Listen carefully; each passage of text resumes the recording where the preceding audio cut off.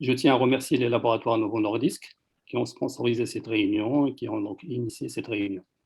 Alors, pour cette réunion, on a deux grands noms donc, sur Casablanca, professeur Charibi, qui est président de l'AMCAR, et professeur Chadli, qui est chef de service d'endocrinologie. Donc, je vais dire un petit mot donc, pour introduire cette réunion. On sait que le risque cardiovasculaire doit être évalué chez tous les patients diabétiques actuellement, en y intégrant donc l'atteinte d'organes. Et qu'actuellement, les recommandations, que ce soit les recommandations donc, de cardiologie, de l'Européenne Société de Cardiologie ou de l'ASD, la Société donc, de diabétologie, fournissent un outil adapté qui guide la réalisation, la réalisation d'éventuelles explorations complémentaires qui aident à définir les objectifs thérapeutiques et la place éventuelle des nouveaux traitements anti-hyperglycémiques. Donc, avant de commencer, donc, je donne la parole à notre ami, donc, le professeur Saad Soulami, pour dire un petit mot et introduire le professeur Charibi. Merci Hassan, merci pour cette une excellente collaboration. Personnellement, je suis très très content de se retrouver avec nos amis endocrinologues pour pouvoir discuter des sujets que nous rencontrons tous les jours. Nous avons beaucoup de passions en commun, nous avons beaucoup de choses à nous dire, effectivement, pour pouvoir définir une stratégie, ne serait-ce bien sûr que pour le bien de nos patients.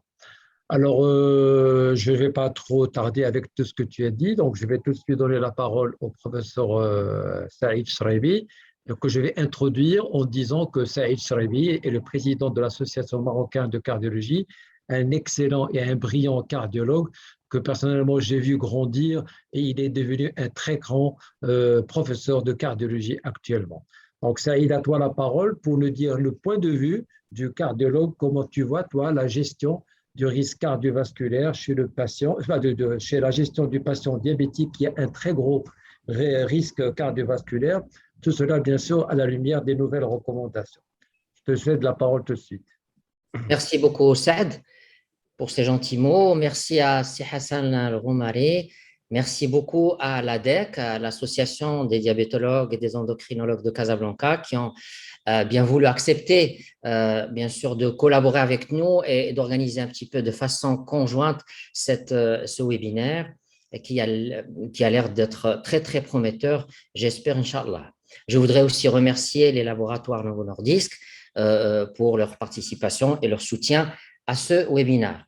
Alors voilà, donc je vais essayer de vous parler un petit peu du point de vue du cardiologue dans la gestion des patients diabétiques à haut risque cardiovasculaire éventuellement.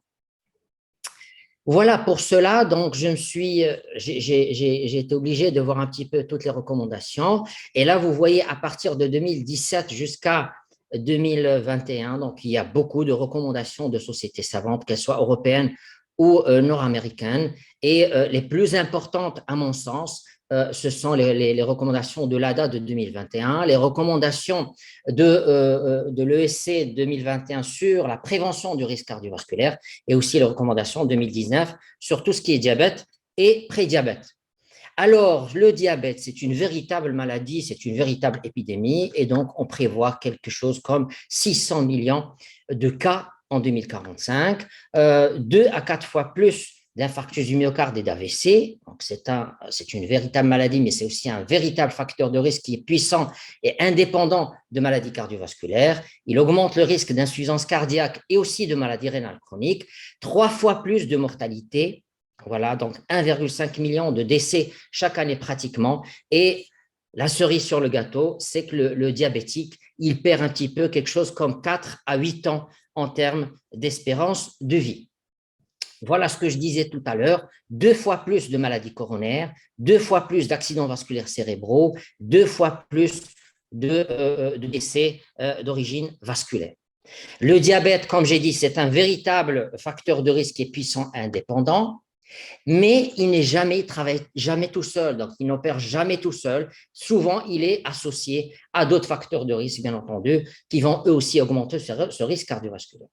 Ceci dit, le risque d'atteinte coronaire ces 10 dernières années a diminué chez le diabétique, et ça, c'est essentiel parce qu'on comprend mieux un petit peu, on gère un peu mieux les facteurs de risque et les maladies cardiovasculaires. On stratifie mieux le risque chez ces patients-là. Et ça, c'est important, on va le voir tout à l'heure. La morbidité et la mortalité chez le diabétique n'a pas, par contre, changé et les hospitalisations pour insuffisance cardiaque ont augmenté.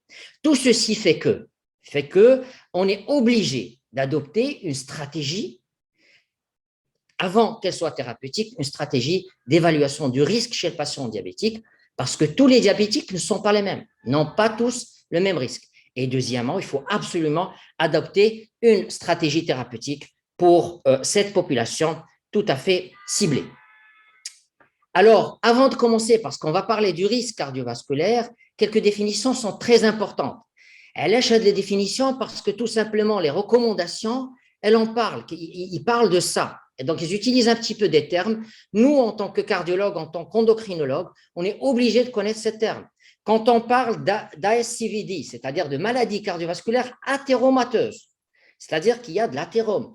Là, c'est tout ce qui est maladie coronaire, vascularisée ou non revascularisée, c'est tout ce qui est AVC et tout ce qui est maladie artérielle périphérique, qu'elle soit au niveau des membres inférieurs, des artères rénales, etc., etc. Et qu'elle soit vascularisée ou non vascularisée.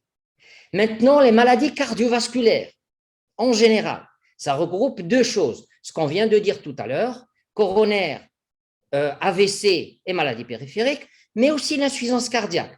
L'insuffisance cardiaque, comme vous le savez très bien, elle peut ne pas être d'origine ischémique. Et là, on va parler plutôt de maladie cardiovasculaire. La maladie rénale, c'est soit une baisse du DFG, soit et ou une albuminurie. Donc, c'est comme ça quand on va parler de maladie rénale diabétique.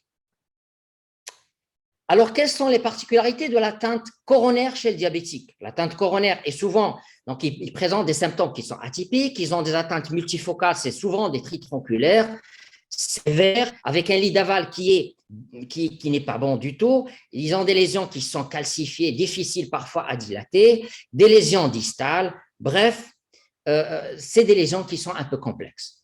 Autre chose, chez le diabétique coronarien, il faut faire extrêmement attention à l'hypoglycémie parce qu'elle peut aggraver la situation, elle peut être même mortelle, on va le voir très rapidement tout à l'heure.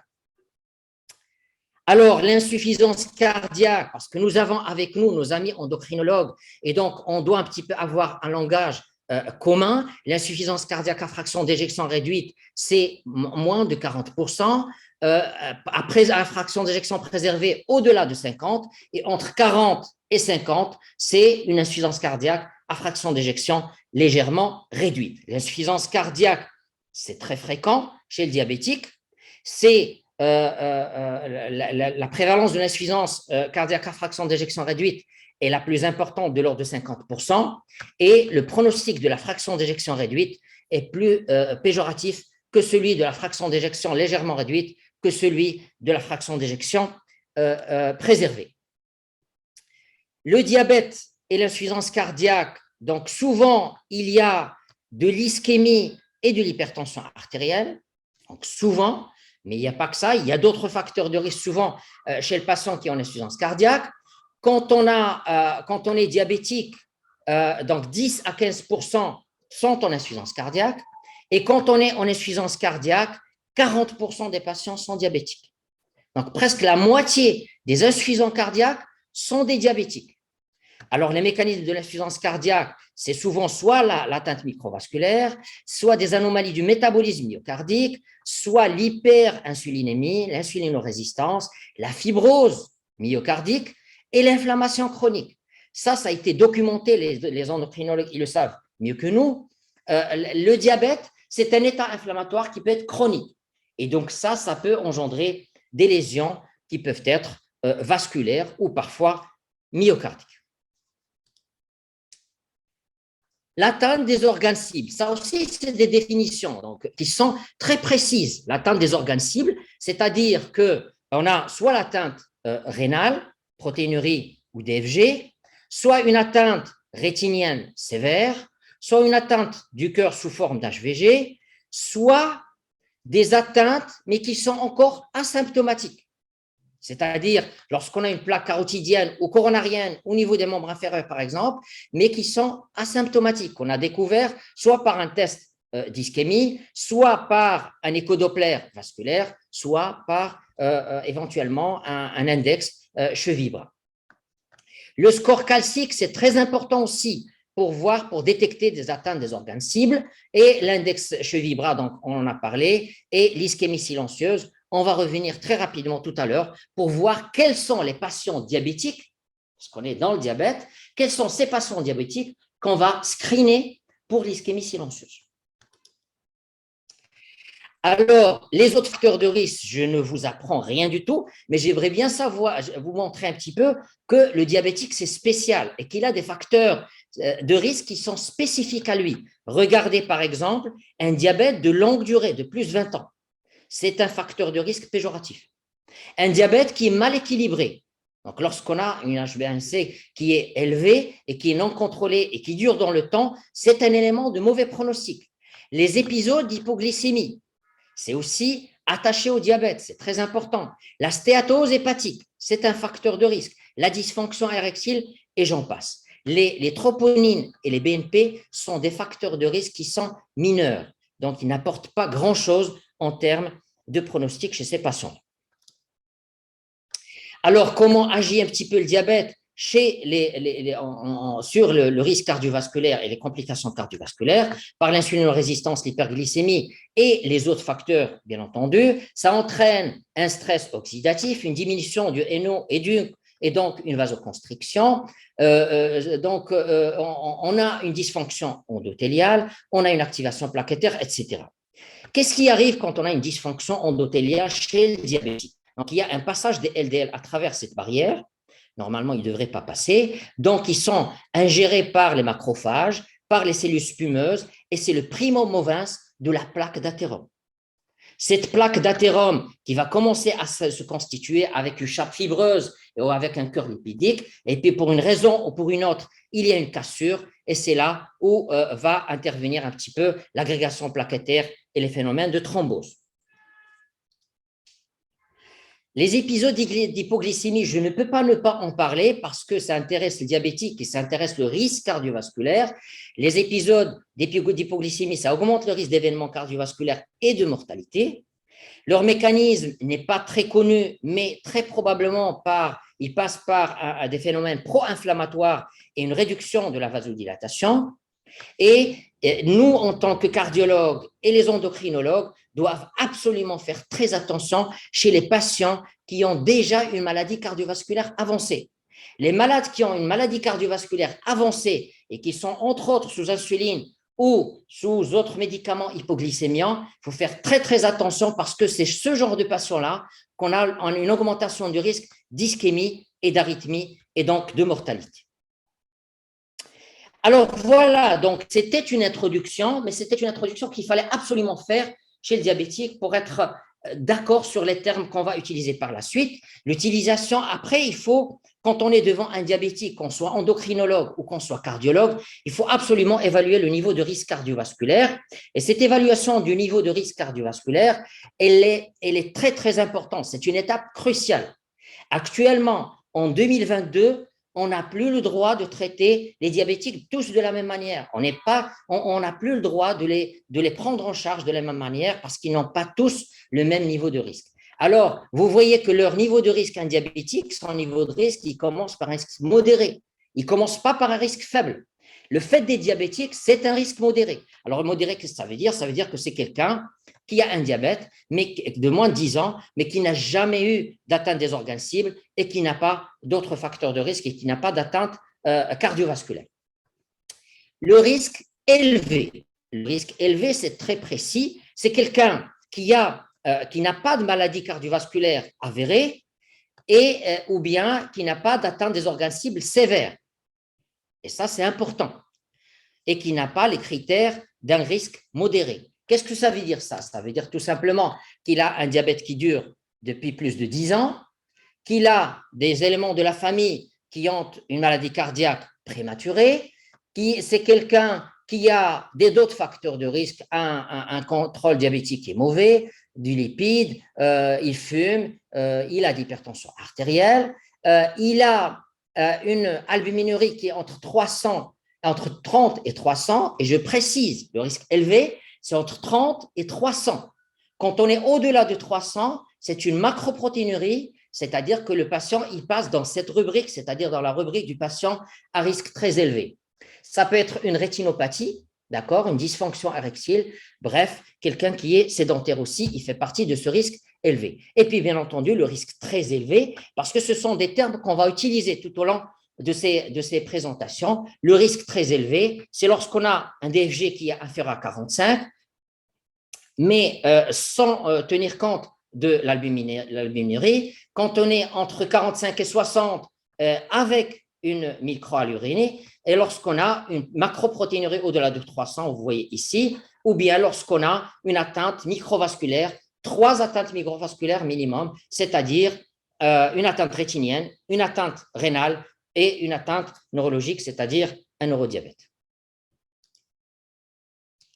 Alors, des sociétés savantes, on ne va pas rentrer dans ces détails, ont proposé des calculateurs de risque. Ça, c'est le calculateur de risque donc, qui a été proposé par l'ADA, par la société américaine. Et puis, les Européens ont proposé l'équation de score 2, le score 2 pour les personnes âgées en fonction du niveau de risque, en fonction des pays. Alors, l'évaluation du risque cardiovasculaire, comme on vient de le dire tout à l'heure, donc ça dépend de l'âge du diabète, ça dépend de l'existence de facteurs de risque, d'atteinte des organes cibles ou bien de véritables maladies cardiovasculaires authentiques. Donc, on a besoin de quoi quand on est devant un patient? On a besoin d'avoir une idée sur la microalbuminurie, un ECG de repos, on a besoin d'une échocardiographie, c'est important. C'est important de savoir qu'elle est importante pour voir s'il y a de l'hypertrophie ventriculaire gauche, pour voir s'il y a de la dysfonction VG. Quand on a une dysfonction VG chez quelqu'un qui est diabétique, on va penser à l'ischémie et on va aller un peu plus là, on va avoir la main facile vers une coronarographie. C'est très important à retenir. Deuxièmement, pour évaluer ou pour améliorer l'évaluation du risque, elle n'apporte pas grand-chose, l'échocardiographie. L'échodoppler des carotides, je précise 2 choses. L'échodoppler, il est très intéressant s'il trouve des plaques. Il est inintéressant de calculer l'épaisseur intima média selon les dernières recommandations. Donc, si on fait un échodoppler des carotides, c'est essentiellement pour voir s'il y a des plaques. Le score calcique, on va le revoir. L'index cheville-bras de moins de 0,9. La vitesse de l'onde de pouce est très important chez le sujet âgé pour voir s'il y a une rigidité artérielle. L'IRM cardiaque n'a pas beaucoup d'intérêt. Et comme on l'a dit tout à l'heure, l'épaisseur intima média n'a aucun intérêt. Pardon. Alors, le score calcique, c'est très intéressant. Il est très, très utilisé aux États-Unis. Il est un peu moins utilisé dans notre contexte. Il aide à l'évaluation du niveau de risque. C'est très important. Pour avoir une idée sur le risque, il est intéressant. Il faut savoir juste qu'à 0, lorsqu'on a un score à 0, il peut être associé à un pronostic qui est favorable chez les diabétiques asymptomatiques. Mais il peut être trompeur. C'est un sujet jeune qui a des plaques qui ne sont pas calcifiées, on peut avoir un score qui est faible. Et ça, il faut faire attention. Chaque élévation du score, c'est graduel. Plus le score calcique est élevé et plus le pronostic cardiovasculaire est mauvais. Au-delà de 400 unités d'agastone, il faut faire très attention. Peut-être qu'il y a des lésions coronaires. Ceci dit, le score calcique, bien entendu, il ne va pas renseigner sur le degré de sténose. Il n'est pas toujours synonyme d'ischémie. Il faut toujours l'associer à un test d'ischémie. C'est très important.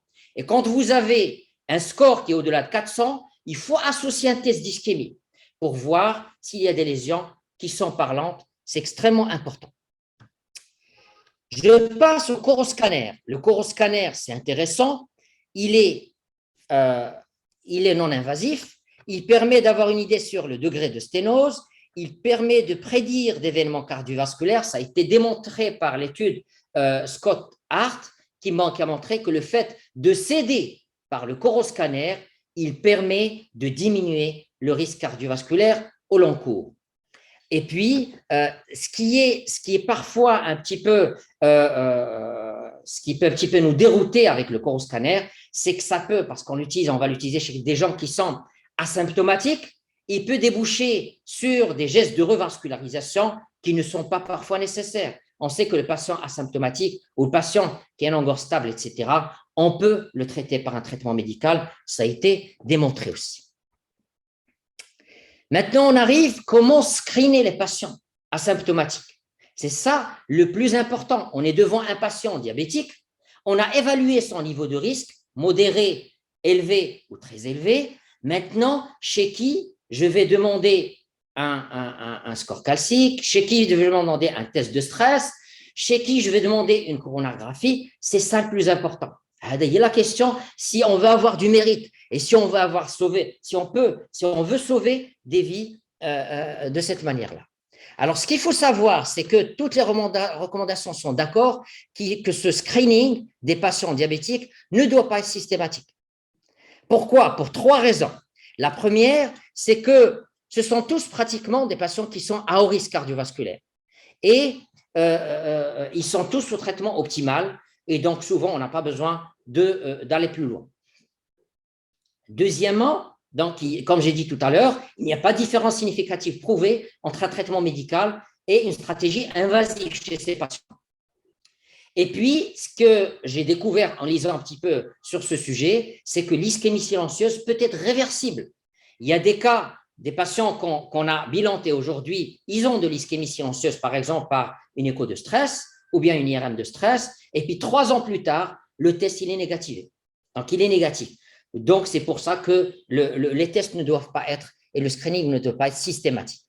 Alors, quand est-ce qu'il faut le faire? Il faut le faire quand il y a des symptômes, même asymptomatiques. Comme je disais tout à l'heure, le diabétique, il a des symptômes atypiques. Deuxièmement, quand il y a un souffle vasculaire.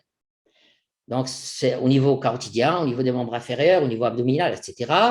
Quelqu'un qui a fait un AVC, quelqu'un qui a une artériopathie des membres inférieurs, et quand il y a une anomalie ECG. Quand il y a des troubles de la repolarisation, des anomalies de l'ECG, il ne faut pas hésiter à screener ces patients-là pour voir s'ils ont ou pas une maladie coronaire.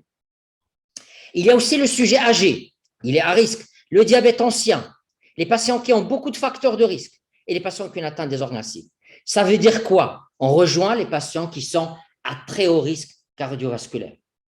Cette ischémie silencieuse n'est pas rare, elle est de l'ordre de 22%. Elle peut s'appuyer pour la détecter, on peut s'appuyer sur le score calcique, sur le coroscanner, sur l'écho d'effort, sur l'écho de stress, sur la scintigraphie, sur l'IRM de stress, bref. Il y a toute une panoplie d'examens, on pourra en discuter dans le débat tout à l'heure si vous le souhaitez, mais il faut que ça soit une discussion raisonnée et raisonnable pour qu'il y ait un bénéfice, coût et apport de ces examens complémentaires. Pardon. Voilà. Alors, Paul Valency, il a proposé un petit peu cet algorithme, ce tableau, pour dire quels sont les patients qui vont bénéficier de ceci ou cela. On parle très, très bien des patients diabétiques asymptomatiques. Alors, lorsqu'on est à très haut risque cardiovasculaire, et là, je ne reviens pas sur le très haut risque cardiovasculaire, à ce moment-là, bien entendu, ils sont déjà à très haut risque cardiovasculaire, on n'est pas obligé de passer par un score calcique. Vous voyez très, très bien. À ce moment-là, on va donner un traitement adapté et puis on va screener la maladie coronaire. Et là, c'est l'utilité éventuellement du coroscanner et des tests d'ischémie. C'est très important. Si maintenant, on est devant quelqu'un qui est à risque élevé, pas très élevé, mais élevé, à ce moment-là, on va s'aider du score calcique. Et si vous prenez par exemple le score calcique, il est au-delà de 400, c'est le très haut risque cardiovasculaire et on rejoint le patient tout à l'heure. Si on est dans des chiffres en dessous, ça fait intervenir l'âge et puis à ce moment-là, c'est une gymnastique, donc il faut qu'elle soit raisonnable et raisonnée, c'est très important. Et vous voyez un petit peu que les sociétés savantes, ils mettent en avant ce score calcique qu'il va falloir qu'on adopte nous aussi dans nos stratégies et c'est très important. Donc, on n'a pas la main facile, mais je pense qu'il faut essayer de s'aider du score calcique. Alors, la prise en charge, elle est basée sur quoi? Sur, bien entendu, des mesures hygiéno-diététiques. Et là, je ne reviens pas là-dessus parce que ce sont des choses que vous connaissez très, très bien. Donc, c'est-à-dire qu'il faut éviter le tabac, qu'il faut, bien entendu, faire de l'exercice physique, maigrir, et avoir une diététique avec des acides gras polyinsaturés plutôt. Bref, ce sont des choses qu'on connaît très très bien et qui sont de classe 1A. Alors, deuxième élément, on a des endocrinologues avec nous. Si on veut réduire le risque cardiovasculaire, il faut absolument avoir un contrôle glycémique. Et ce contrôle glycémique, il faut l'exiger chez les jeunes patientes de l'ordre de 20 ans, 30 ans, 40 ans. Plus on est jeune, plus il faut exiger un contrôle. Parce que ces patients, ils vont vivre avec leur diabète et plus le diabète va durer longtemps et plus il est mal contrôlé, plus il y a de risques cardiovasculaires. Et les recommandations sont pour un HbA1c inférieur à 7%, mais ça se discute.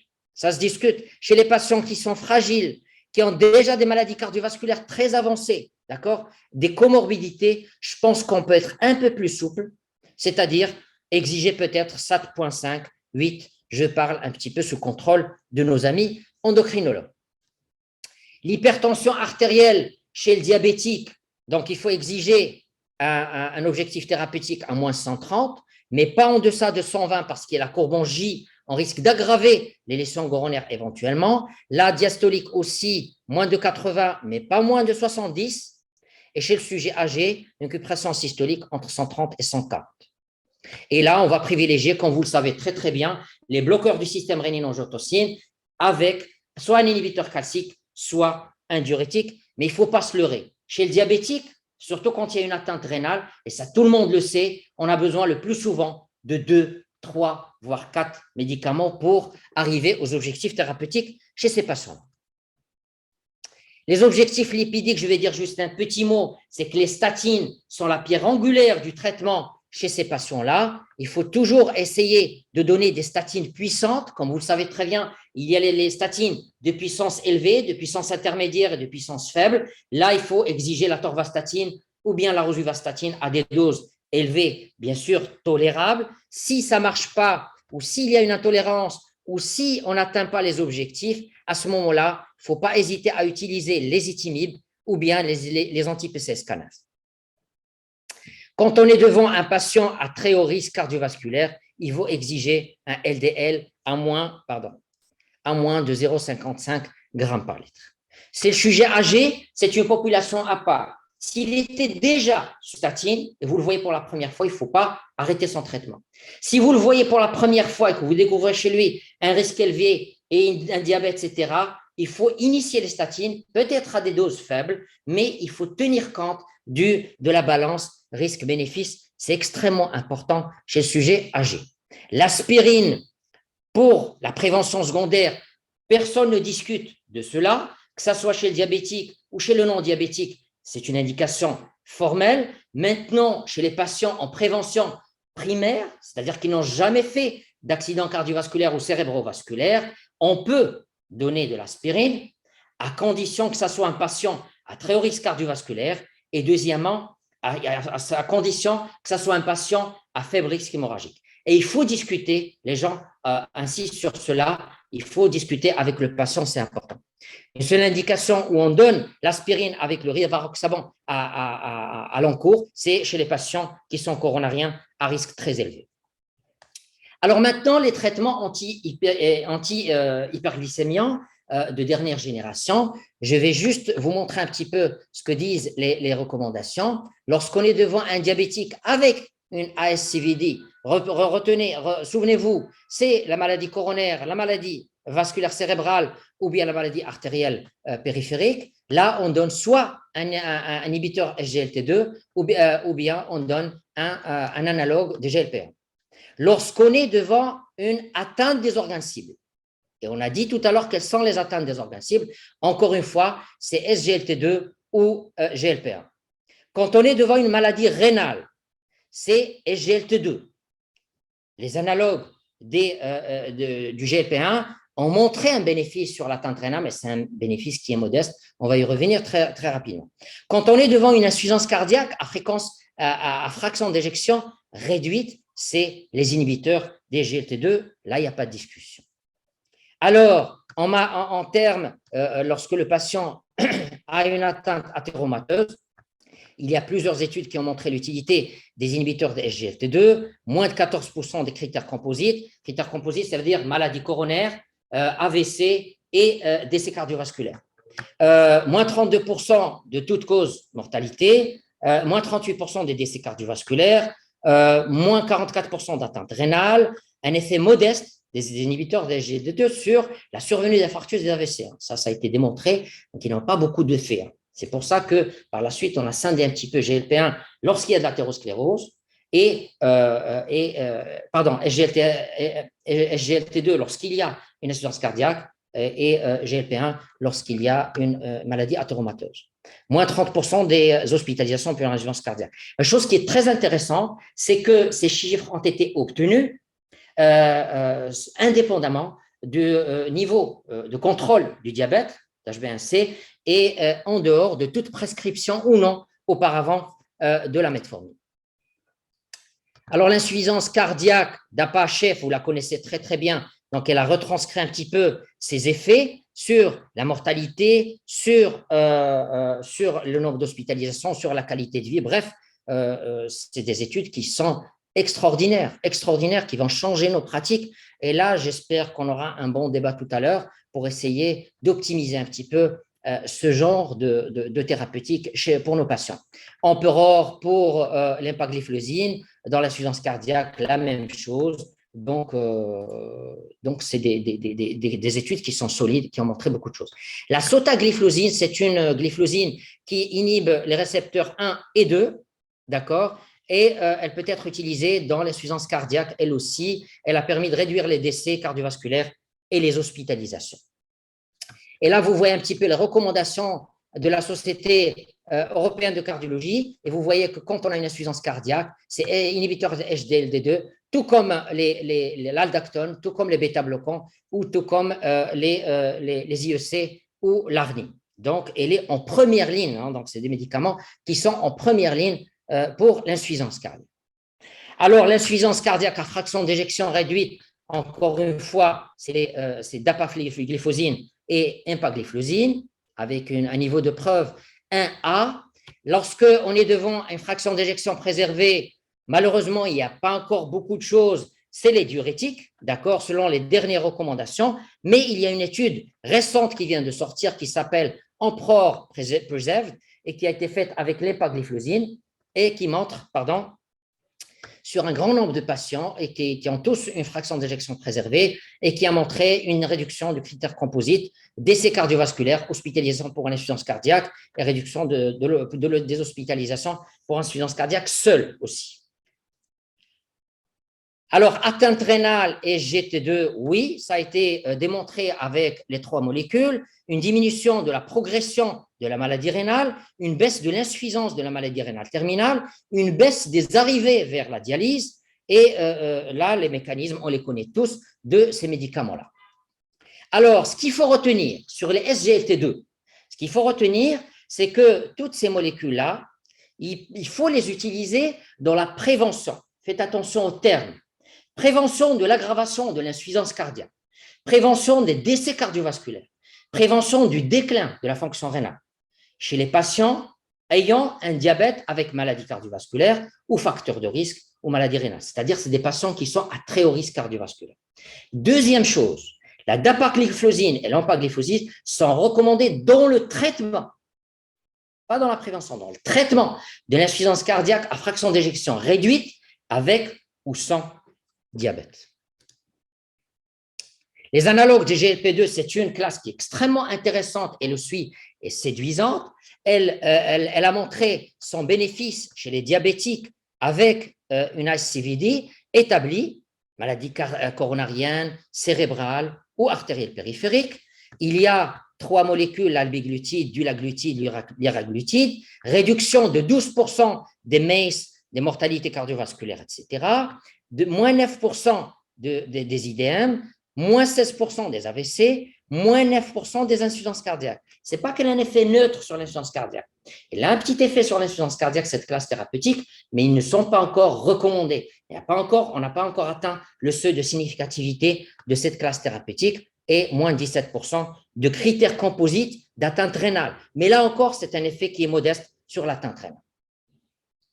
Alors, le mécanisme d'action, c'est un mécanisme d'action qui est très séduisant des analogues des GLP1, réduction de la glycémie, réduction du glucagon et retard de la vidange gastrique. Et le fait d'avoir un retard de la vidange gastrique, ça entraîne une satiété, une baisse du poids, une baisse de la pression artérielle. Donc, quand on traite ces patients-là avec ces molécules-là, on va voir leur poids baisser, alors que c'est la hantise des diabétiques, de ne pas prendre du poids. La baisse de la pression artérielle est un effet anti-inflammatoire, on l'a dit tout à l'heure, qui est présent chez le diabétique. La metformine, juste un tout petit mot pour dire que c'est une molécule qui est connue depuis 60 ans, qu'il ne faut pas la tuer de façon définitive. Il faut l'éviter chez le patient qui a une insuffisance hépatique ou une insuffisance rénale sévère, qu'il n'y a pas encore d'études de morbimortalité chez le patient diabétique avec des facteurs de risque, avec une atteinte cardiovasculaire sévère ou une insuffisance cardiaque. Pour les Américains, il faut la donner en première ligne. Chez les Européens, il faut la donner en deuxième ligne. Alors, après, il y a les Américains, il y a les Européens. Donc, ils se sont mis en réunion, tous, et c'est la réunion d'experts qui a eu lieu, je pense, en 2021, pardon, et ils sont partis avec l'idée que inhibiteur SGLT2, analogue GLP1, pour les patients à haut risque cardiovasculaire, avec atteinte rénale, avec atteinte cardiaque, avec insuffisance cardiaque, indépendamment du traitement antérieur, du contrôle glycémique ou des objectifs thérapeutiques. Il faut juste tenir compte du niveau de risque et du coût de ces molécules-là. Alors, juste un mot sur le diabétique de type 1, parce que ce n'est pas vraiment notre sujet aujourd'hui, malheureusement, enfin, pas malheureusement, mais le contrôle glycémique, il reste au sommet des objectifs thérapeutiques, c'est chez ces patients-là. Il faut juste savoir que les inhibiteurs des SGLT2 peuvent être donnés en complément de l'insuline chez ces patients-là. C'est possible aussi. Alors, une avant-dernière diapositive pour parler un petit peu de la COVID-19 chez ces patients-là qui sont diabétiques et à risque cardiovasculaire.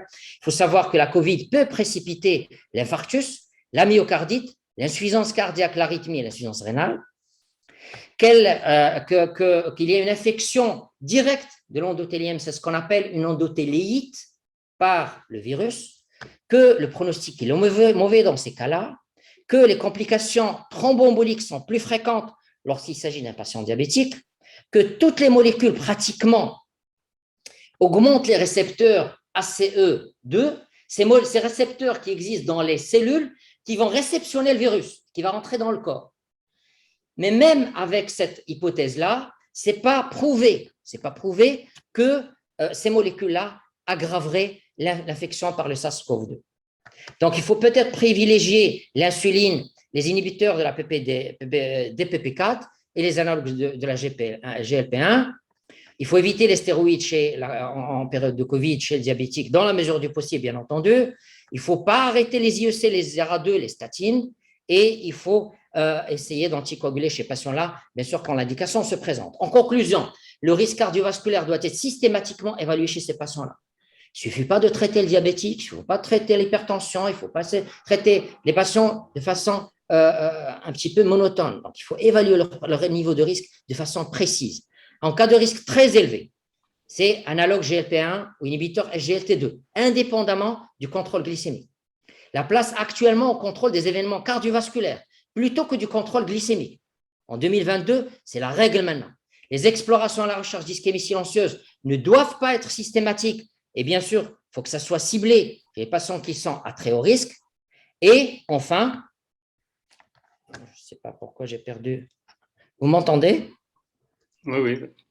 Alors, dernière conclusion, seuls les patients qui sont à très haut risque cardiovasculaire vont justifier des mesures. Lesquelles ces mesures? Quand on est à très haut risque cardiovasculaire, on a le droit de faire une recherche d'ischémie silencieuse. Il faut absolument atteindre des lipides à 0,55. Il faut faire des dosages de lipoprotéines qui sont à haut risque, qui sont hétérogènes, comme la lipoprotéine A et comme l'ApoB, par exemple. Le traitement par l'aspirine en l'absence de contre-indication. Chez ces patients-là, on a le droit de le donner, mais il faut faire attention aux contre-indications. Et un traitement inhibiteur SGLT2 ou analogue GLP1 doit être donné chez ce groupe de patients qui sont à très haut risque. Et je vous remercie pour votre attention. Merci beaucoup, Saïd, pour cette excellente présentation, cette mise au point. Donc, on va rapidement enchaîner avec la présentation du professeur Chadli. Professeur Chadli est professeur d'endocrinologie et maladies métaboliques. Il est chef de service d'endocrinologie, maladies métaboliques et nutrition au CHU de Norost. Professeur Chadli est très actif au sein de l'ADEC. Il est secrétaire général, il est auteur de plusieurs articles et il est aussi très, très, très actif au niveau donc, associatif. Professeur Chadli va nous entretenir donc, sur le point de vue de l'endocrinologue sur la gestion donc, du diabétique à haut risque vasculaire.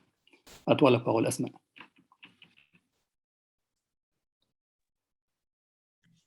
Asma. Oui, merci, professeur Roumari. Est-ce que vous voyez l'écran?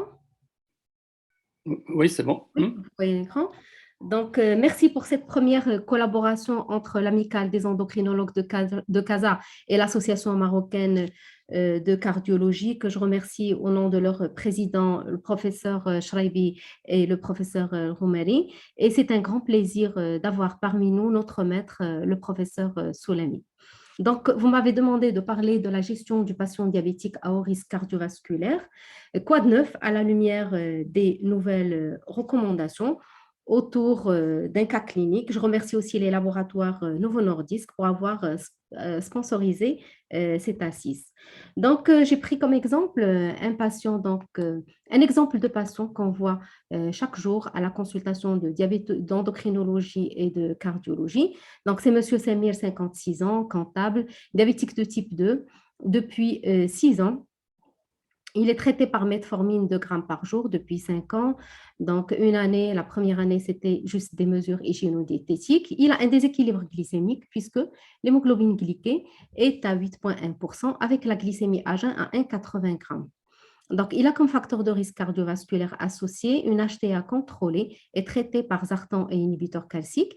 Il a aussi une dyslipidémie, mais le LDL, il est à l'objectif, il est à moins de 0,55 mg par litre. Il est sous aspirine, 100 mg par jour. Il a un surpoids limite obésité puisque l'IMC, il est à 29 kg par mètre carré. Il a déjà fait un infarctus du myocarde et il a un débit de filtration glomérulaire à 45 ml par minute, donc une insuffisance rénale modérée. Donc, le problème pour ce patient, c'est que l'hémoglobine glyquée est supérieure aux objectifs à 8,1%. C'est un patient qui est à remotiver pour la prise en charge de son poids. Il est à la limite de l'obésité et c'est un patient qui est inquiet. C'est pour ça d'ailleurs qu'il consulte par rapport à ses antécédents cardiovasculaires et ses facteurs de risque cardiovasculaires. Donc, quel objectif, la première question à se poser, c'est quel objectif en hémoglobine glyquée chez ce patient diabétique, sachant que le contrôle glycémique du diabétique est primordial. Il faut à chaque fois se rappeler qu'à la base, c'est une hyperglycémie qui est la cause de toutes ces complications micro- et macro-angiopathiques. En effet, il y a l'étude UKPDS qui a montré le bénéfice du contrôle glycémique précoce. Et on le voit bien dans le groupe traitement intensif, à rappeler que traitement intensif, ça ne veut pas dire que l'hémoglobine glyquée est vraiment inférieure à 6,5, non. Ce groupe-là, ils avaient donc une hémoglobine glyquée aux alentours de 7,4 et pour le groupe traitement conventionnel, l'hémoglobine glyquée était aux alentours de 8, donc de 8%. Donc, chez ces patients-là, chez les patients qui sont sous traitement intensif, il y a eu donc une réduction de l'incidence de toutes les complications liées au diabète de type 2, de la microangiopathie et aussi donc de l'infarctus du myocarde. Ce qui est aussi intéressant, c'est que cette intensification du traitement initial et précoce donc, a permis donc, de maintenir ce bénéfice au niveau cardiovasculaire et microvasculaire, puisque donc, il y a eu donc, un bénéfice donc, au niveau donc, de toutes les complications du diabète, de la microangiopathie et de l'infarctus du myocarde 10 ans après l'arrêt de l'étude. Les sociétés européennes de cardiologie et d'endocrinologie recommandent d'individualiser l'objectif glycémique chez le patient diabétique. Ça veut dire que l'objectif n'est pas le même chez les patients, tous les patients diabétiques. Si on cible une hémoglobine glyquée inférieure à 7%, ça veut dire qu'on va permettre d'éviter les complications microvasculaires et aussi les complications macrovasculaires. On va aussi permettre l'aggravation de ces complications si elles existent, à condition, bien sûr, qu'il n'y ait pas donc d'hypoglycémie. Le professeur Shraibi a insisté sur l'hypoglycémie. Nous aussi, on insiste sur l'hypoglycémie qui est à éviter donc, chez ces patients parce que l'hypoglycémie va décompenser une cardiopathie ischémique. Elle va, à travers donc, le trouble du rythme ou d'autres hypothèses, elle va aussi aggraver une microangiopathie, notamment une rétinopathie diabétique. Elle va entraîner aussi une phobie des hypoglycémies et donc une polyphagie et une prise de poids et donc un déséquilibre glycémique. Elle va aussi donc entraîner une obésité avec l'insulinorésistance.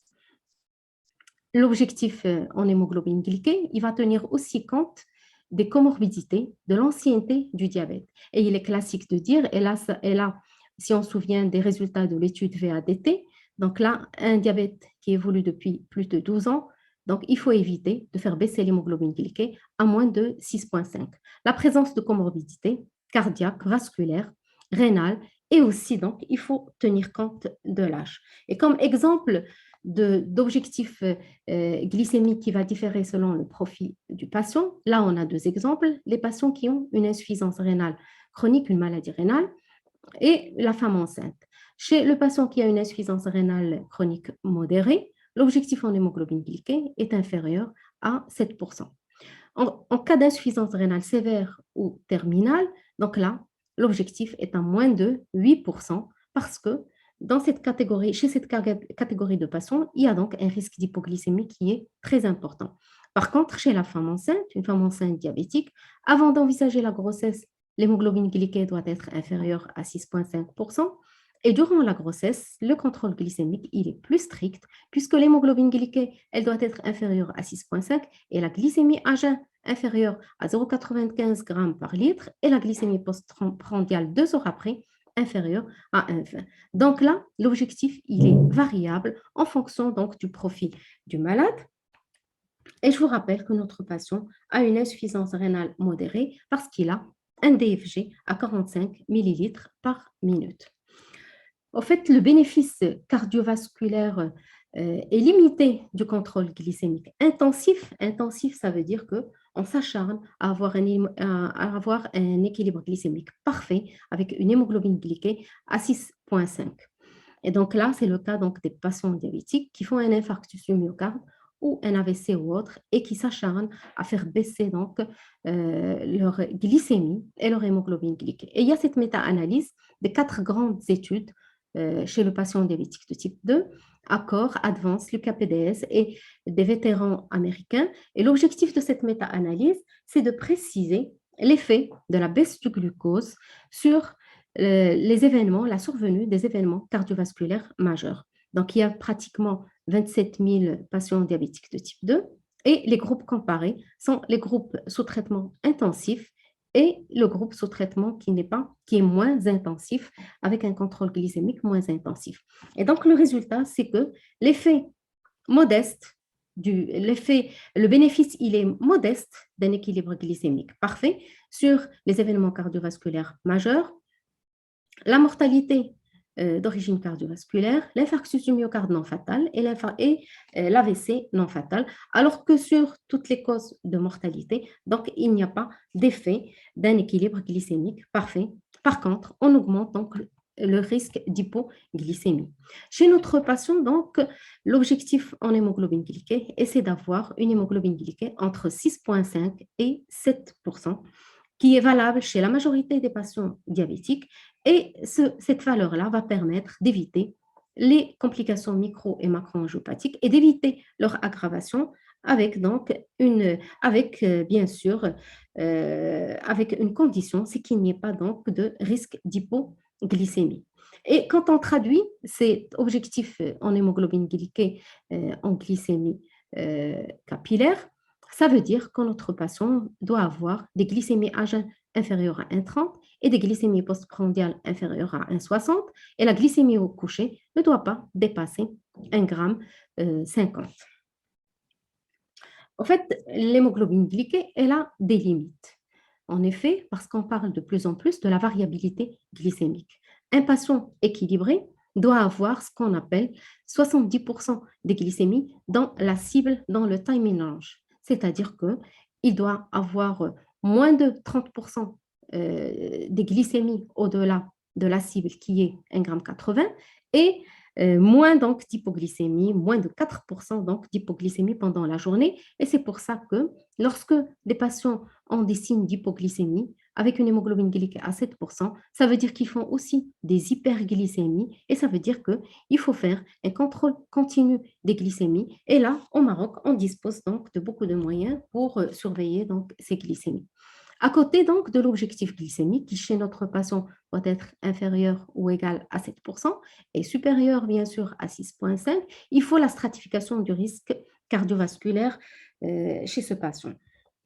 Et donc, je reviens sur ce qu'a dit professeur Shraibi. Et là, donc, là aussi, Paul Valency a fait une synthèse de la stratification du risque cardiovasculaire chez le diabétique. Et comme vous l'avez bien signalé, il n'y a pas donc de risque faible.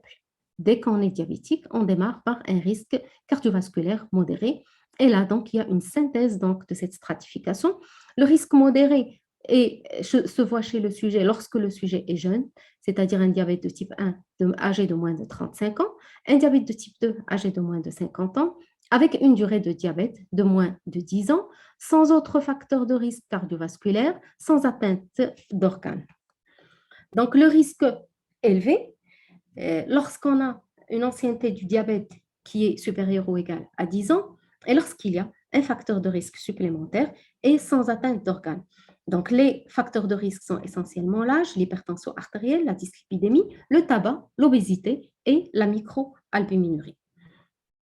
Le risque, il est très élevé en présence de maladies cardiovasculaires établies, symptomatiques ou non, en prévention primaire s'il existe une atteinte d'organes, c'est-à-dire une protéinurie, un DFG inférieur à 30, donc une insuffisance rénale sévère, une hypertrophie ventriculaire gauche ou une rétinopathie diabétique sévère.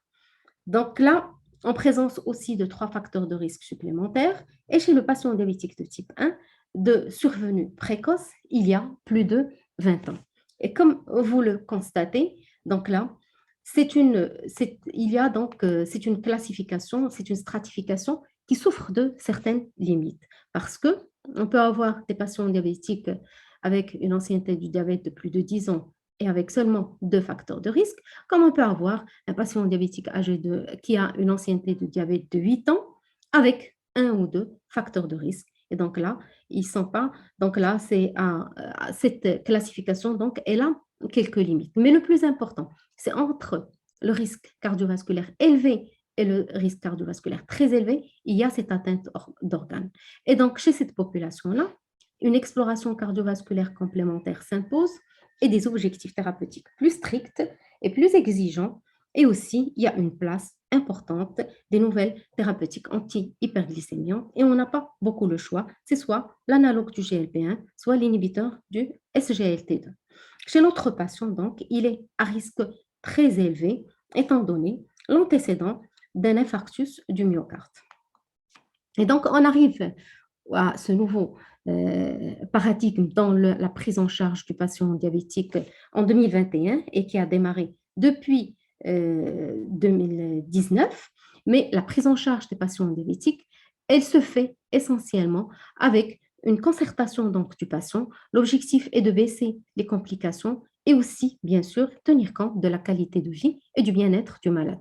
Et quand on voit les orientations du choix du traitement en rouge, donc là, le choix du traitement va dépendre de l'hémoglobine glyquée initiale et l'hémoglobine glyquée cible, puisque nous, on sait que chaque anti-hyperglycémiant a un pouvoir hypoglycémiant et un pouvoir de baisse de l'hémoglobine glyquée à 1%, à 1,5, à 0,6, à 0,8. Et donc là, il faut choisir donc le meilleur anti-diabétique qui va atteindre cette cible en hémoglobine glyquée.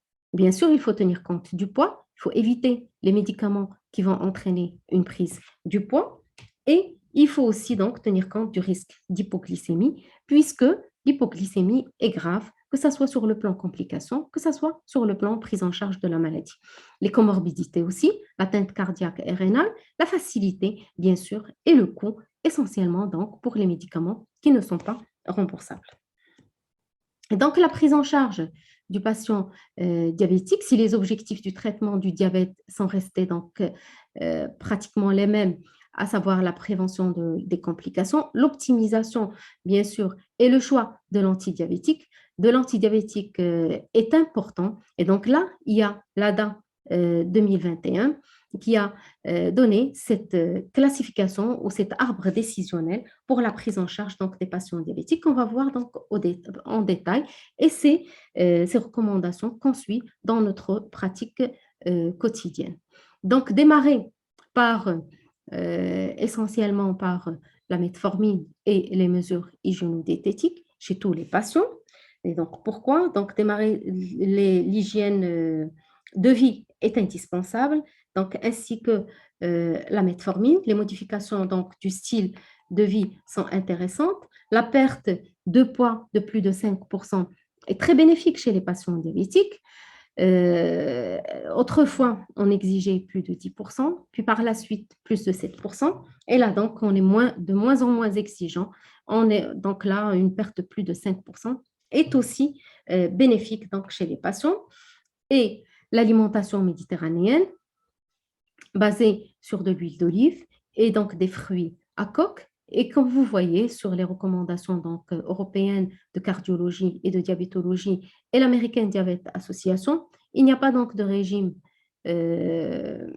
keto, il n'y a pas de régime du camp, il n'y a pas de régime végétarien, c'est l'alimentation donc méditerranéenne qui a fait ses preuves dans la diminution et la prévention donc, des maladies cardiovasculaires. Ne pas conseiller la consommation donc, du tabac et donc, au niveau de ces recommandations, ils ont insisté sur l'arrêt du tabac. Tous les moyens sont possibles pour arrêter le tabac, donc les patchs et autres, et même la cigarette électronique. Là aussi, donc, le café et thé pour leur effet antioxydant. Il y a une étude finlandaise qui a montré comme quoi il y a une diminution du risque cardiovasculaire et des maladies cardiovasculaires avec la consommation de 3 ou 4 tasses donc, de café ou de thé par jour. Donc, pourquoi la metformine donc, en première ligne, donc, qui reste le gold standard dans la prise en charge des patients diabétiques, associé donc aux mesures hygiéno-diététiques. Donc, la metformine est à préférer comme traitement initial pharmacologique chez le diabétique de type 2. Et la metformine donc, doit être continuée et ne contre-indique pas l'association avec tous les autres médicaments, y compris donc l'insuline. Une bithérapie, metformine et autres antidiabétiques sera indiquée lorsque l'hémoglobine glyquée est initialement élevée. La metformine est aussi indiquée pour la prévention donc, du diabète de type 2, donc essentiellement lorsque l'IMC est supérieur à 35 kg par mètre carré, lorsque l'âge du patient est inférieur à 60 ans et aussi donc, chez les femmes qui présentent un prédiabète avec un antécédent donc, de diabète gestationnel. La seule précaution à prendre avec la metformine, c'est essentiellement quand le patient présente une anémie ou quand il présente une neuropathie, il faut doser la vitamine B12 puisqu'il y a une diminution donc, de l'absorption de la vitamine B12 lorsque la metformine est prise au long cours. Et donc, pourquoi la metformine reste en première ligne avec les recommandations donc, de l'ADA? Parce qu'elle a permis, donc, parce qu'il y a des études, il y a essentiellement l'UKPDS. Donc, c'est une étude qui a regroupé 300 dans le bras metformine 342 patients diabétiques de type 2, nouvellement diagnostiqués. Et dans cette étude, donc là, il y a une diminution de la morbimortalité de 30 à 40%, avec une réduction donc significative du risque des infarctus du myocarde de 39% et aussi donc de la mortalité globale de pratiquement 36%. Ces effets de la metformine ont été constatés aussi dans l'étude UKPDS 10 ans après l'étude. Il y a aussi le registre REACH qui a inclus pratiquement 19 600 patients diabétiques avec antécédents, avec maladies athéromateuses. Et là, il y a une réduction donc, de la mortalité que vous voyez en bleu de 24% sous metformine. Et ce qui est aussi intéressant, c'est que cet effet protecteur de la metformine a été validé aussi chez les patients qui présentent une insuffisance rénale modérée et qui présentent aussi une insuffisance cardiaque. Donc, la metformine agit par divers mécanismes qui peuvent expliquer cet effet protecteur, l'amélioration du profil lipidique, l'effet favorable sur la fonction endothéliale, sur l'homéostasie et la fibrinolyse, les effets anti-inflammatoires et les effets aussi antioxydants. Donc, la précaution à prendre dans l'utilisation de la metformine, essentiellement, donc autrefois, on arrêtait la metformine lorsque le DFG était inférieur à 60 ml par minute. Là, entre 60 et 45 ml par minute, on continue la prise donc de la metformine, mais il faut faire donc avec la même posologie, mais il faut faire donc une surveillance de la fonction rénale tous les 3 à 6 mois. Par contre, lorsque le DFG est inférieur à 45, donc là, il faut surveiller tous les 3 mois la fonction rénale et il faut donc diminuer la posologie de 50% ou bien donc, voilà, donc de 50%, c'est-à-dire 1 gramme ou pratiquement 1,5 gramme selon la posologie initiale. Et rappelez-vous, chez notre patient, donc là, le DFG était donc est à 45 ml par minute, et donc ce qui va conduire à la diminution donc, de la posologie de la metformine à 50%. La metformine aussi a un effet sur la baisse de l'hémoglobine glyquée, avec une réduction, utilisée seule, une réduction de 1,1%. Lorsqu'elle est associée à d'autres antidiabétiques oraux, la baisse elle est de 1% et avec l'insuline, elle est donc de 0,8%. Donc, les événements gastro-intestinaux secondaires à l'utilisation de la metformine entraînent rarement l'arrêt de la metformine. L'idée, donc, c'est de démarrer très progressivement la posologie à 500 mg, puis augmenter progressivement jusqu'à 200 mg, jusqu'à 2000 mg, 2 grammes ou 2,5 grammes. Au-delà de 2,5 grammes, il y a plus d'effets indésirables et il n'y a pas donc de bénéfice particulier sur le plan donc hémoglobine glyquée. Le choix du traitement qui va être associé à la metformine donc, va dépendre de l'objectif. Est-ce que l'objectif est de minimiser le coût? Est-ce que l'objectif est de minimiser la prise de poids? Est-ce que l'objectif, bien sûr, est de diminuer le risque d'hypoglycémie, de protéger la maladie rénale, de protéger le rein parce qu'il y a une maladie rénale, l'insuffisance cardiaque ou de protéger donc l'athérosclérose, l'atteinte cardiovasculaire chez les patients donc, qui ont des événements cardiovasculaires. Donc, chez notre patient, donc, on est devant un cas ou une situation où il y a déjà une maladie athérosclérotique et qui est donc l'infarctus du myocarde. Donc, on est limité aux patients avec maladie athérosclérotique. Donc, la maladie rénale, donc là, on est essentiellement au niveau chez un patient qui présente une maladie athérosclérotique. Et donc, plusieurs médicaments après l'événement de la rosiglitazone, la FDA a exigé donc, des études de sécurité cardiovasculaire. Et donc là, pratiquement tous les médicaments sur le marché, il y a des études donc, qui ont prouvé soit la sécurité de ces médicaments, soit donc le bénéfice. La sécurité a été retrouvée avec les inhibiteurs de la DPP4, elle était aussi retrouvée avec la carbose, elle était aussi retrouvée avec les insulines, la glargine avec l'étude Origine et la degludec avec l'étude Devote. Alors que la protection cardiovasculaire est donc l'effet des deux médicaments et la protection, la cardioprotection et le bénéfice est l'effet donc des deux médicaments, les analogues du GLP-1 avec l'étude LEADER et aussi donc les inhibiteurs des SGLT2 avec l'étude EMPA-REG Outcome pour l'empagliflozine, avec l'étude Savortimi pour la dapagliflozine et avec l'étude Convax pour la canagliflozine et d'autres études qui ont été déjà citées par professeur Chalabi, la DAPA-HF, Empereur, Crédence, donc pour l'insuffisance rénale essentiellement. Donc chez notre patient, on a le choix entre l'utilisation de l'analogue du GLP-1 ou l'utilisation donc d'un inhibiteur donc de SGLT2, alors que dans notre contexte, on n'a pas l'AMM pour la prescription donc, des inhibiteurs des SGLT2 chez des patients qui ont un DFG à moins de 60. Et donc là, ces deux médicaments ces deux médicaments donc, ont un mode d'action qui est différent, mais des résultats qui sont similaires. Comme vous le savez, les inhibiteurs des SGLT2 sont des diurétiques métaboliques. Ils vont augmenter l'élimination donc, du sucre au niveau des urines. Donc, le glucose éliminé va être éliminé avec du sodium, ce qui va permettre une réduction des fluides, un effet hémodynamique et un effet positif sur le métabolisme cardiaque.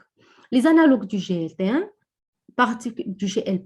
particulièrement donc le liraglutide qui est prescrit depuis, qui est disponible depuis plus qu'une dizaine d'années chez nous, donc a un effet anti-athérosclérotique, un effet anti-inflammatoire et aussi donc un effet de réduction donc, de l'agrégation plaquettaire.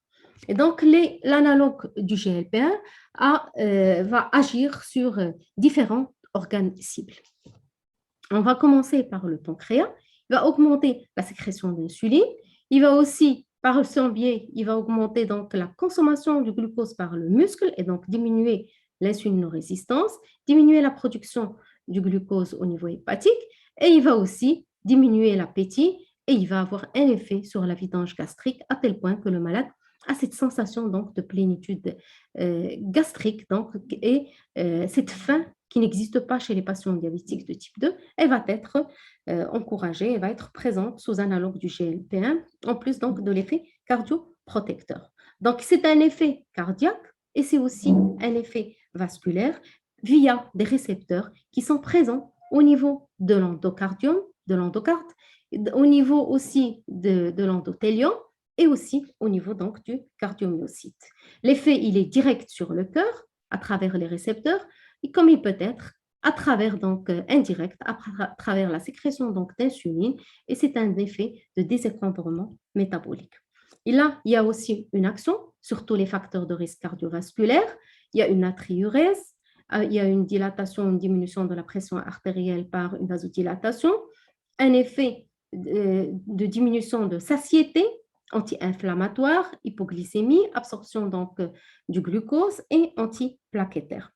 Et on a l'impression que l'analogue du GLP1 va agir sur tous les constituants et tous les facteurs impliqués dans la formation de la plaque d'athérome, à tel point que l'analogue du GLP1 mérite d'être prescrit chez les patients à haut risque vasculaire, plutôt qu'en plus donc, des patients qui sont à très haut risque vasculaire. La présence donc, des facteurs de risque cardiovasculaire donc, va entraîner la formation donc, de la plaque d'athérome. Et là, on a une action sur toutes les composantes et on va avoir une réduction de l'athérosclérose, de la plaque l'athérome et une stabilisation donc, de cette plaque. Il y a même donc, des études qui ont montré comme quoi sous l'iraglutide analogue du GLP1, il y a donc une diminution donc, de la taille de l'infarctus du myocarde. Il y a l'étude LEADER qui a montré donc, les résultats de ce mode d'action de l'analogue du GLP1. C'est une étude qui a inclus 9340 patients à haut risque vasculaire avec antécédents de maladies cardiovasculaires, à très haut risque cardiovasculaire, antécédents de maladies cardiovasculaires âgés de plus de 50 ans ou de plus de 60 ans avec des facteurs de risque cardiovasculaire. Et donc, les patients, en plus de leur traitement standard cardiaque et diabétique, et antidiabétique, donc ces patients ont été mis sous analogue du GLP1 ou placebo. Et donc, on a analysé essentiellement donc, la mortalité cardiovasculaire et on a constaté qu'il y a une diminution significative de la mortalité cardiovasculaire de 22%, une diminution aussi de 13% donc, de la mortalité cardiovasculaire, l'infarctus du myocarde non fatal et de l'AVC, les critères composites du MACE, et aussi donc les critères composites, le MACE élargi à la revascularisation, l'hospitalisation pour angine de poitrine, une réduction de 12%, et aussi donc la mortalité donc, de toute cause, en plus donc de la protection rénale, l'apparition de la microalbuminurie, le doublement de la créatinine, le passage à l'insuffisance rénale terminale, et aussi donc la mortalité rénale, avec une réduction donc, de ces événements rénaux de 22%. Il y a aussi un effet sur les complications microvasculaires, essentiellement donc la rétinopathie et aussi donc l'atteinte rénale. L'analogue du GLP-1 a aussi donc un pouvoir de baisse de l'hémoglobine glyquée qui a été comparé donc au sulfamide, à une baisse donc de l'hémoglobine glyquée de 1% et sans qu'il y ait donc de prise du poids, et une baisse de l'hémoglobine glyquée comparée au inhibiteur des SGLT2 et à l'inhibiteur de la DPP4 de 1 à 1,18%. On a donc une baisse de l'hémoglobine glyquée, on a donc une baisse du poids et on a aussi l'absence donc d'hypoglycémie. Et donc pour notre patient monsieur Samir, âgé de 56 ans, donc là, on a préconisé l'initiation donc de liraglutide, l'initier à 0,6 mg par jour en injection sous-cutanée, avec donc une titration à 1,2 mg par jour après une semaine.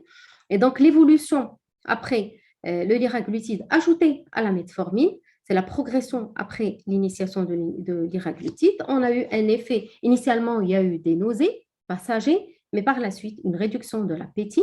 La glycémie à jeun à 8 semaines était à 1,10 avec une diminution donc du poids. Il a perdu 6 kilos, ce qui est très intéressant chez les patients diabétiques. L'hémoglobine glycée à 3 mois est aux alentours de 7,2% avec une perte de 10 kg. Et à 6 mois, donc on a atteint l'objectif en hémoglobine glycée sans hypoglycémie et avec une perte de poids donc de 14 kg. La perte de poids, elle est recherchée chez les patients diabétiques de type 2 puisqu'elle va entraîner ce désencombrement métabolique. Je vous rappelle qu'on a diminué la metformine à 1 g et on a gardé le liraglutide à 1,2 mg. Au cas où les objectifs en hémoglobine glycée ne sont pas atteints chez des patients dans la même situation, donc ce qui nous reste, c'est d'ajouter une basale pour intensifier le traitement, soit de la glargine, soit bien sûr donc la dégludec. Donc en conclusion, le contrôle glycémique permet la prévention des complications du diabète. L'atteinte de la valeur cible de l'hémoglobine glycée est primordiale. Elle est aux alentours de 7% chez les patients diabétiques à haut risque et à très haut risque en dehors de quelques situations donc, de complications vraiment terminales.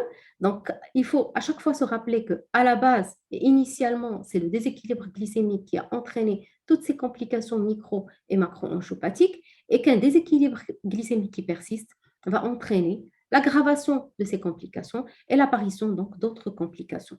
Le risque cardiovasculaire doit être évalué chez tout diabétique de type 2 en y intégrant l'atteinte d'organes et l'ADAM et l'EASD et l'ESC, les sociétés européennes de cardiologie et de diabétologie, fournissent un outil qui guide le choix des anti-hyperglycémiants. Et lorsque le risque cardiovasculaire est très élevé, la place des nouveaux anti-hyperglycémiants est indispensable et discutée. Le liraglutide, agoniste du récepteur du GLP-1, ayant démontré son bénéfice à une place privilégiée en présence d'une maladie athérosclérotique clinique ou asymptomatique pour réduire l'incidence d'événements ischémiques, étant donné donc l'effet anti-athérogène. Je vous remercie. Merci beaucoup, Madame Chali et Madame Asma Chali pour cette excellente présentation. Je vais dire un petit mot, j'ai quelques messages, si vous voulez, donc à la lumière donc, des deux présentations, si je me permets. Donc, finalement, il y a le niveau de risque cardiovasculaire qui a introduit dans un nouveau paradigme thérapeutique dans le traitement du diabète de type 2.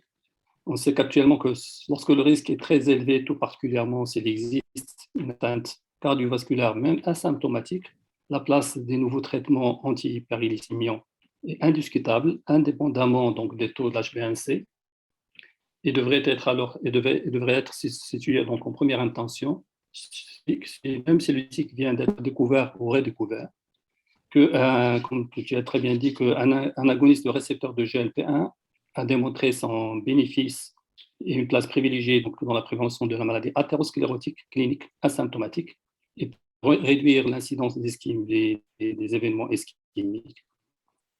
Il faut tenir aussi compte, lorsqu'on prescrit ces médicaments, des facteurs bénéfices-risques, que ce soit donc les analogues GLP-1 ou les inhibiteurs GLP-2, que l'hémoglobine glycée reste le gold standard.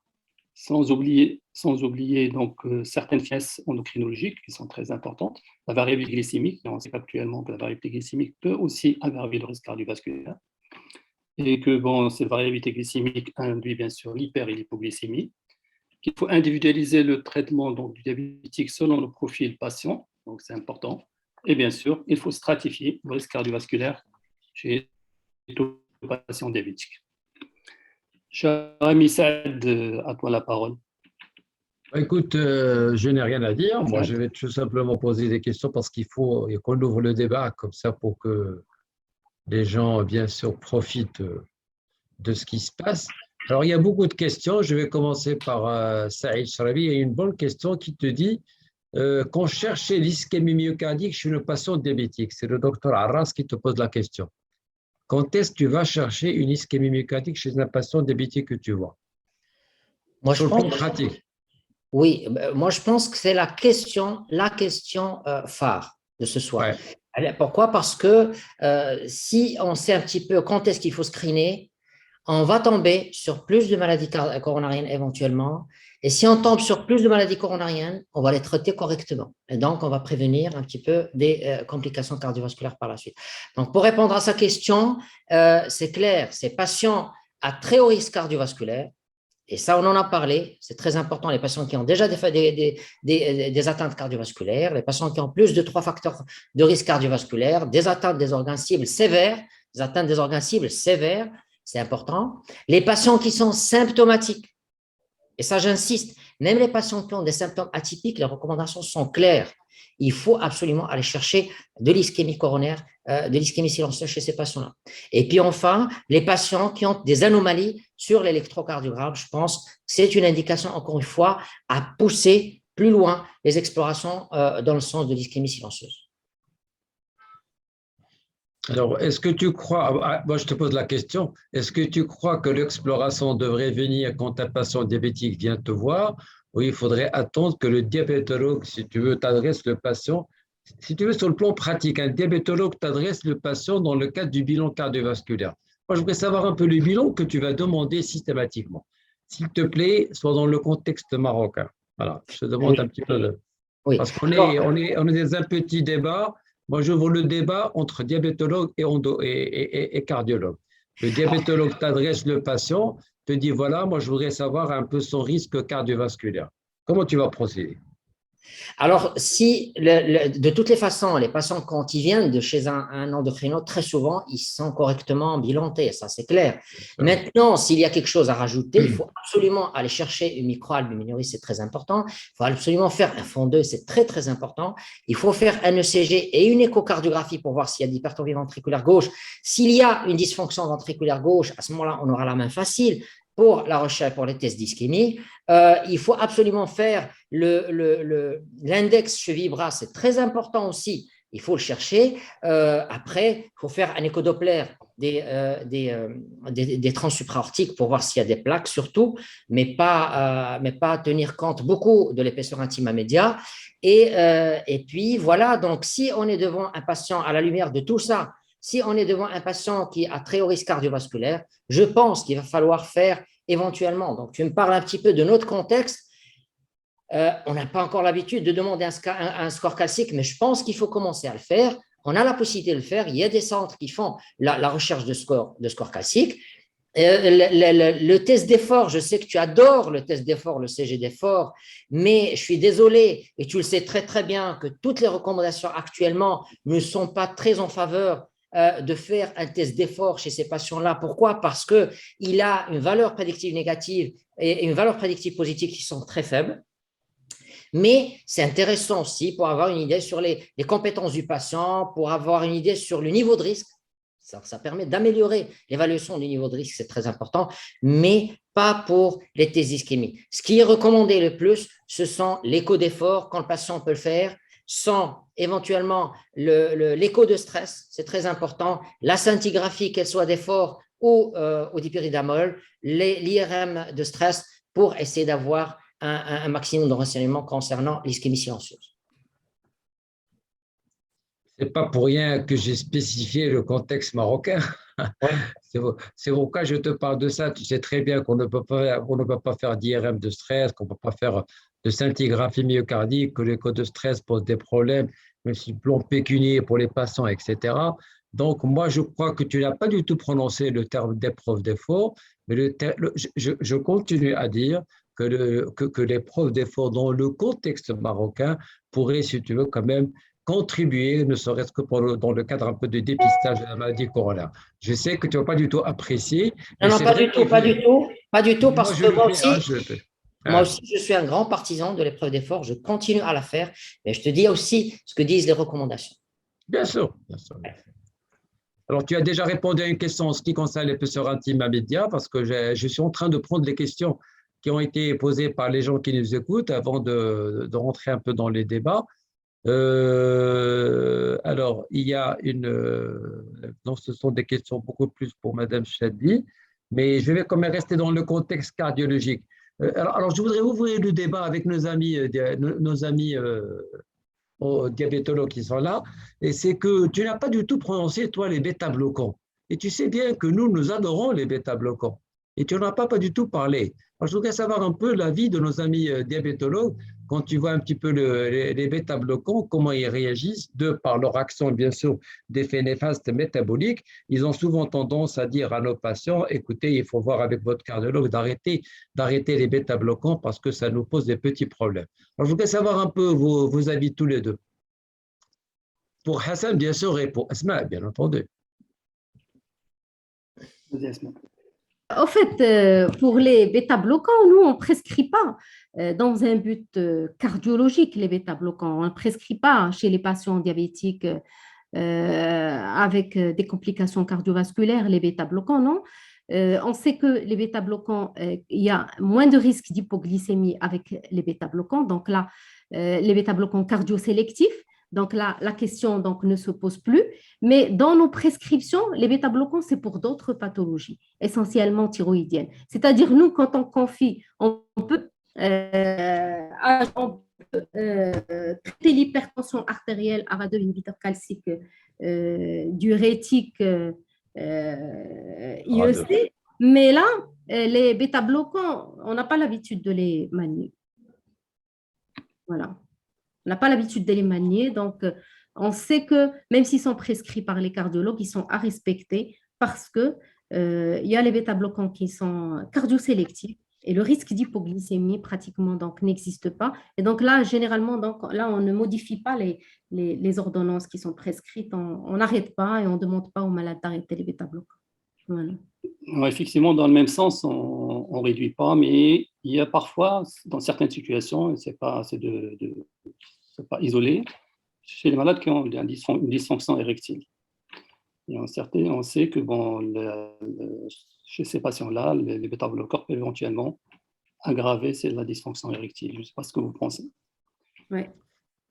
Alors, je voudrais juste, dans ce sens, il y a une question pour Saïd Shraibi qui est quand même très difficile. Voilà. Alors, on te dit un patient diabétique qui est en insuffisance cardiaque avec fraction d'éjection réduite, qui présente une tachycardie sinusale et une dysfonction érectile.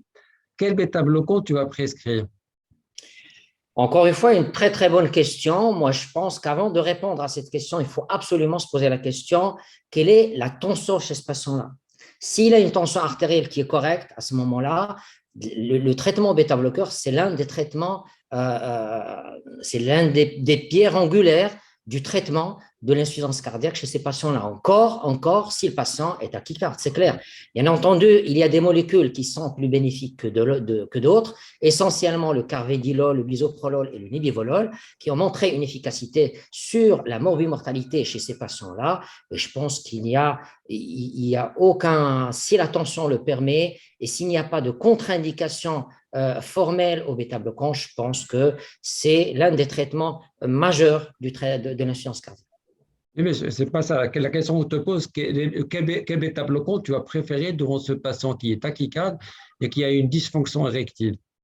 Érectile ou bien Le Nebivolol, bien entendu. Le Nebivolol Nebivolol. qui a montré qu'il n'y a pas de baisse de la fonction sexuelle, de la fonction érectile. Plutôt, il peut y avoir même une légère amélioration de la fonction érectile. D'accord, très bien. Je voudrais que tu dises un petit mot, que tu reviens, parce que tu parles de l'aspirine. Et pour toi, l'aspirine, il faut le donner chaque fois qu'il y a un très haut risque cardiovasculaire. Or, tu connais très bien des études qui sont apparues et qui n'ont pas du tout montré le bienfait, effectivement, de donner de l'aspirine. Alors, dans quelles conditions, toi, tu les donnes? Tu te bases sur le fait de poser la question aux patients, tu n'as pas de problème gastrique et tu prescris de l'aspirine ou comment ça se passe? Alors, tout d'abord, il faut que ça soit un patient à très haut risque À très cardiovasculaire. haut risque. Quand je dis un patient à très haut risque, c'est-à-dire le patient diabétique avec un syndrome métabolique, il continue à fumer, il ne fait pas de régime. Tu vois, donc ce genre de patients, on les voit régulièrement dans nos consultations. Ils n'ont pas de maladie cardiovasculaire avérée. Ils n'ont pas de maladie rénale avérée. Et pourtant, je pense que ce genre de patients-là, il faut discuter deux choses. S'ils n'ont pas de contre-indications, genre ulcère, maladie gastro-intestinale sévère, etc., je pense qu'il faut privilégier l'aspirine. Deuxième chose, les recommandations sont claires. Il faut discuter avec le patient du risque et du bénéfice. Bon, je voudrais savoir dans quelles conditions, pour Hassan et Asma, vous prescrivez de l'aspirine pour les patients diabétiques. On prescrit l'aspirine chez les patients à risque très élevé, Très systématiquement. bien. Voilà, Systématiquement. Voilà, on utilise, on a vu au niveau des recommandations qu'il n'y a pas une grande différence de posologie. Et en moyenne, on prescrit donc le 100 mg, 75, 160 ou 300 d'après donc les recommandations de la Société européenne de cardiologie. Donc là, les études, donc il n'y a pas de différence. Nous, on prescrit le 100 mg et on cherche bien sûr s'il y a des signes de micro-hémorragie, ulcère, hématurie, bien sûr, s'il y a une anémie, voilà, essentiellement, surtout chez les patients qui, systématiquement, donc chez les patients à risque très élevé et aussi donc qui ont, essentiellement donc dans cette situation. Je prends le cas de ton patient, Monsieur Oui. Samir, qui passe d'un très haut risque à un faible risque. Est-ce que tu garderais l'aspirine? Par exemple, Bien sûr, oui, je vais tu garder as bien l'aspirine traité, hein, parce qu'il a une oui, maladie cardiovasculaire.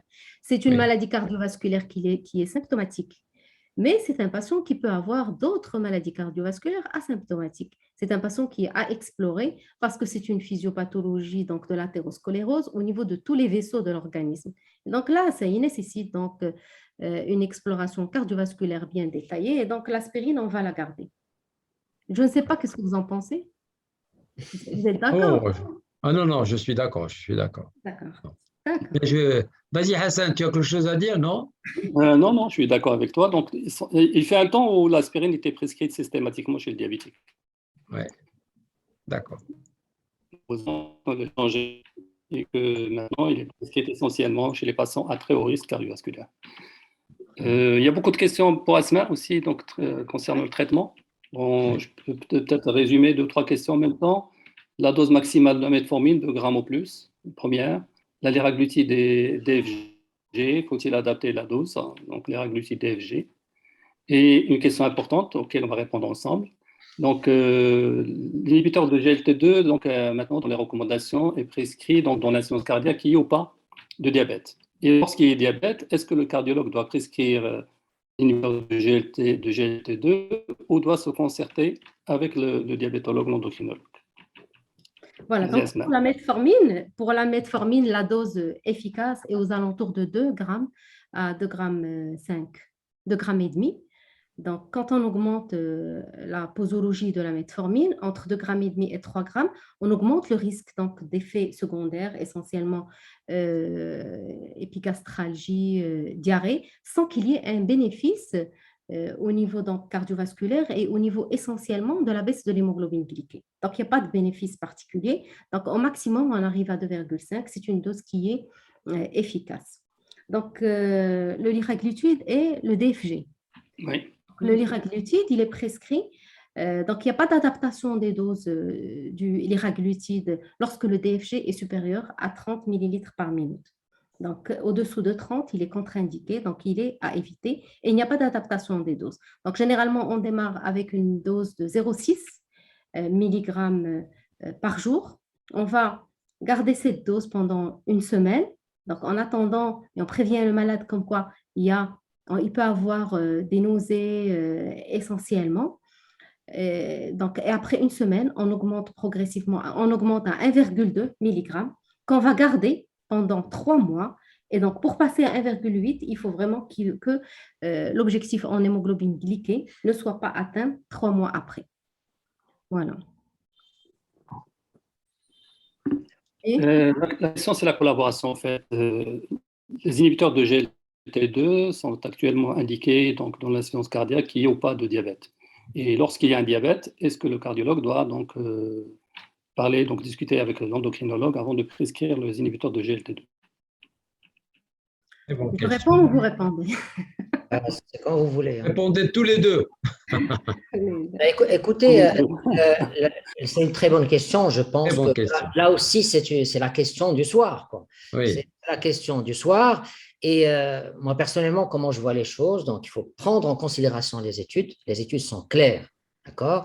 L'insuffisance cardiaque, je pense qu'on s'oriente, on s'est déjà orienté. Les recommandations européennes sont là. On est déjà orienté pour donner ce traitement-là, essentiellement les inhibiteurs des GLT2, dont le traitement d'insuffisance cardiaque à fraction d'éjection réduite, tout comme bêta-bloquant, IEC, ARNI et Aldactone.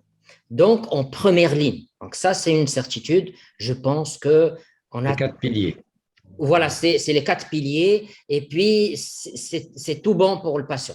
Maintenant, pour les patients qui sont à risque cardiovasculaire et qui sont aussi diabétiques, je pense que pour le bien du patient, c'est bien de se concerter. Il faut juste, moi je l'ai souligné et Asma aussi, elle l'a souligné, je pense qu'en 2022, c'est bien d'avoir un HbA1c aux objectifs, en fonction de l'âge, des comorbidités, etc., etc. Mais c'est bien aussi, et c'est encore mieux, de faire attention pour faire baisser le niveau de risque cardiovasculaire. Et je pense que c'est l'objectif principal actuellement en 2022. Chez les diabétiques, je pense qu'il faut réfléchir dorénavant en termes de réduction du niveau de risque cardiovasculaire.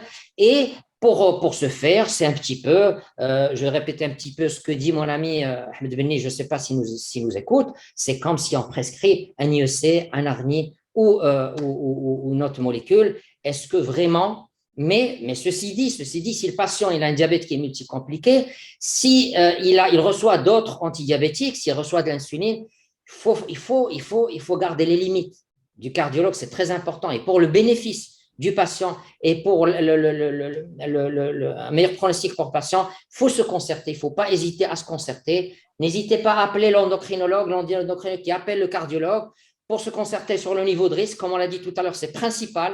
Et en fonction de ce niveau de risque, ce qu'il y a et ce qu'on voit, c'est encore il y a beaucoup de malades qui ne reçoivent pas encore ces nouvelles molécules, que ce soit les analogues du GLP-1 ou bien que ce soit les inhibiteurs de HDL2.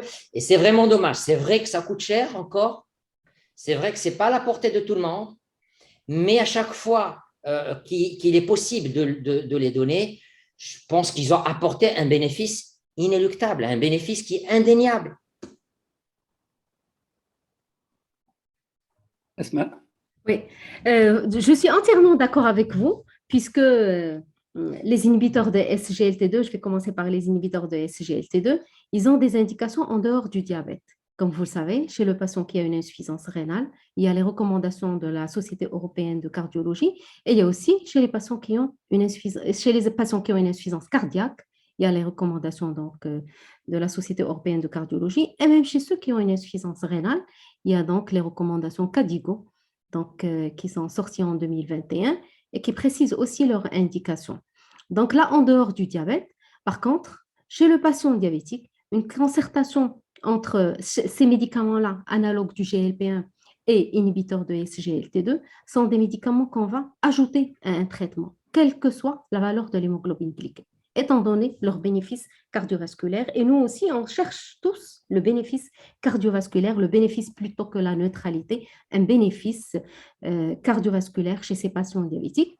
Et donc là, une concertation entre diabétologues, entre endocrinologues et cardiologues s'impose, surtout pour les malades qui ont un diabète qui est ancien, qui ont des complications, avec donc le respect essentiellement des effets secondaires de ces médicaments. Donc là, si le cardiologue prend le temps d'expliquer c'est quoi l'analogue du GLP-1, c'est quoi le risque A, les effets secondaires, les effets secondaires qui peuvent survenir pendant quelques jours et qu'il doit supporter et que ça va passer, il ne va pas arrêter, c'est une bonne chose. Et si le cardiologue va examiner le malade et rechercher donc les mycoses, rechercher l'infection urinaire et rechercher l'hypotension orthostatique, la neuropathie autonome essentiellement, donc là, c'est une bonne chose. Et donc, c'est pour ça que la concertation avec l'endocrinologue et le diabétologue s'impose pour la prescription donc, de ces médicaments chez les patients diabétiques. Pour ne pas tomber dans les effets secondaires qui sont mineurs chez ces patients et qui peuvent être évités et pour avoir donc ce bénéfice qui est recherché par les cardiologues et par les endocrinologues. Tu as tout à fait raison et je rajouterais juste que concernant les effets indésirables, les grandes études que tu as citées tout à l'heure ont montré qu'il n'y a pas vraiment de grande différence par rapport à, sauf peut-être pour la canagliflozine qu'on n'a pas ici au Maroc, qui peut donner certaines complications telles que les amputations, telles que les acidocédoses, etc. Mais c'est vrai qu'il faut dire que les effets indésirables avec ce genre de médicaments sont très rares. Ils sont rares, mais ce qui est fréquent chez nos patients diabétiques, c'est les mycoses, essentiellement. Donc, quand vous examinez un patient qui a un déséquilibre glycémique, il a un surpoids, il a une obésité, il y a donc des mycoses. Des mycoses qu'il faut prendre le temps de traiter avant de prescrire un médicament qui est très bénéfique, qui va garder pendant longtemps, au lieu donc d'avoir une complication à court terme et donc de l'arrêter. Donc, c'est ça, on est tous pour que les malades aient ce bénéfice, ces médicaments qui sont bénéfiques, mais à condition donc qu'ils soient très bien prescrits. C'est pas que la mortalité, il n'y a pas que les complications cardiovasculaires, il y a aussi la qualité de vie. Hein. Quand on ne l'a pas dit, il y a la qualité de vie qui est améliorée avec ces molécules, il y a les symptômes qui sont améliorés avec ces molécules. C'est intéressant, c'est très intéressant. À mon avis, ce qu'il faut éviter, bon, la concertation est obligatoire, surtout un diabétique ancien donc, qui est sous traitement. Ce qu'il faut éviter essentiellement, c'est d'arrêter une médication et de la remplacer par une autre. Ça, c'est le risque à ne pas faire. C'est-à-dire, voilà, un malade qui, par exemple,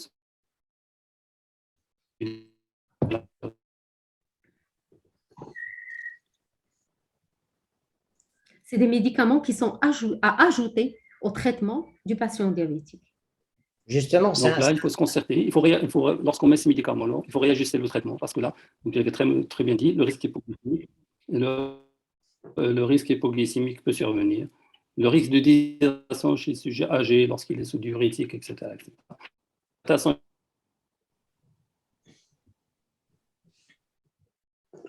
Bien sûr qu'il faut adapter donc, la posologie du diurétique, sinon donc, il y a un risque d'hypotension artérielle. Et comme vous le savez, c'est surtout la nuit où le risque il est plus grave. Et quand il y a une hypotension aussi orthostatique, là, il faut examiner donc, les pieds, donc voir s'il y a donc, une artériopathie des membres inférieurs. Pardon? Non. C'est bon. Oui, c'est bon, c'est bon. Oui, allez-y, continuez. J'ai pris la parole juste parce que vous aviez un petit problème de connexion. Allez-y, M. Romali. Non, c'est bon. Oui. Voilà, là, je dis mon avis, hein, c'est un avis personnel. Hein. Moi, je crois que la concertation est une chose d'obligatoire. Ça, c'est mon avis parce que moi, je n'ai jamais prescrit ces molécules, si vous voulez, sans avoir la concertation avec l'endocrino et avec le diabétologue. Et je ne peux pas me permettre de changer quoi que ce soit au traitement du diabétique sans avoir… Par contre, quand je vois l'indication qui s'impose pour prescrire les inhibiteurs de SGLT2, eh bien, j'écris une petite lettre à l'endocrino qui jamais ne refuse le traitement ni quoi que ce soit, ni rien du tout. Mais je crois que la concertation est un petit peu obligatoire. Par contre, je comprends parfaitement la réaction de Saïd Sarabi quand il te dit « Moi, je n'ai pas de patient diabétique. Moi, je vois un patient en insuffisance cardiaque à fraction d'éjection réduite qui n'est pas bien et je voudrais bien sûr lui prescrire ces médicaments d'emblée. » Alors, je voudrais que vous passiez un petit message aux cardiologues qui nous écoutent. Laissez de côté, parce que vous connaissez ces molécules plus que nous, laissez de côté le patient qui est diabétique, qui indiscutablement, ça paraît tout à fait logique, qu'il y ait une concertation entre nous. Il y a un patient qui n'est pas diabétique. Et vous savez très bien que maintenant, ces inhibiteurs de SGLT2, si vous voulez, c'est un pilier essentiel, parce qu'il y a 4 piliers pour démarrer le traitement de l'insuffisance cardiaque à fraction d'éjection réduite. Qu'est-ce que vous nous donnez comme précaution à prendre avant de les démarrer? C'est ce qu'on voudrait un petit peu savoir de vous, parce que vous les connaissez mieux que nous, ces molécules. Les précautions à prendre chez les non-diabétiques. Ah, je dis bien patient non diabétique, oui. Chez le non-diabétique, en insuffisance cardiaque, c'est vrai qu'il y a plusieurs causes de l'insuffisance cardiaque. Oui, C'est une athérosclérose. Si c'est Ouais. moi, je vais un petit peu m'approcher du diabète. Si c'est une athérosclérose, ça veut dire qu'il faut rechercher une artériopathie oblitérante des membres inférieurs. Oui. Donc, vous nous Donc, demandez il faut de faire un échodoppler des artères. Voilà. Aussi, il faut l'interroger, est-ce qu'il a une prostate D'accord. avec un risque problème. d'urie et d'infection urinaire? Est-ce qu'il a des mycoses, des grands plis? D'accord. Et est-ce que c'est un patient donc qui est sous diurétique? Bien sûr. Est-ce que sa tension artérielle, bien sûr qu'il est sous diurétique, est-ce que sa tension artérielle est équilibrée sous diurétique? Dans ce cas, donc, il faut faire baisser donc, la posologie donc, du diurétique ou voire arranger donc, son traitement anti-hypertenseur. Quoi d'autre? Je crois que voilà. Il faut faire attention aussi chez les sujets très âgés qui peut être voilà, la déshydratation. Déshydratation, dénutrition. Voilà. Est-ce qu'il y a une hypotension orthostatique aussi? Il faut rechercher l'hypotension orthostatique essentiellement. Je ne sais pas, professeur Romari, si vous voulez ajouter. Non, c'est le point essentiel, je pense, c'est l'époux des membres inférieurs, c'est important. Hein? Donc, Voilà, l'artériopathie, sujet âgé, attention à la déshydratation, et les mycoses, les infections mycoses, bien sûr, prostatite, etc. Donc, voilà, ça, moi, j'ai un petit commentaire. Essentiellement chez les femmes, hein, bon, parce que bon, on parle de prostatite, mais plus les mycoses, etc., c'est plus les cystites à répétition chez les femmes, obèses, en surpoids, etc. Multipare. Multipare aussi, oui. Moi, j'ai un petit... Une constipation chronique, voilà. Oui. Moi, j'ai un petit commentaire qui peut être un petit peu provocateur, mais c'est juste pour animer un petit peu le débat. Parce que ce qui nous dérange, nous, un petit peu dans la consultation, c'est que la dame, elle vient de passer chez l'endocrinologue. Il a vu, il a examiné tout. Elle peut se permettre. Il n'a pas prescrit l'inhibiteur de GLD2 ni d'analogue GLP1. Elle vient nous voir. Nous, on évalue un petit peu cette patiente. On dit il y a une indication. C'est un petit peu ce genre de situation qui nous met parfois un petit peu mal à l'aise. Qu'est-ce que vous en pensez? Est-ce qu'il faut prendre le téléphone et appeler l'endocrinologue et lui dire, voilà, donc, est-ce que ça te paraît judicieux de démarrer ces nouvelles thérapeutiques? Ou est-ce qu'il faut les mettre? Ou est-ce qu'il faut mettre ou est-ce qu'il faut écrire une lettre? Alors, ceci dit, juste, vas-y, Saad. Ah oui, moi je te dis comment je travaille personnellement. Moi, je trouve que c'est un respect vis-à-vis de l'endocrinologue, tout simplement de lui donner une lettre pour lui dire, tiens, moi je vois une bonne indication en tant que cardiologue de donner les inhibiteurs de SGLT2 ou les analogues de LGT1. Qu'est-ce que tu en penses?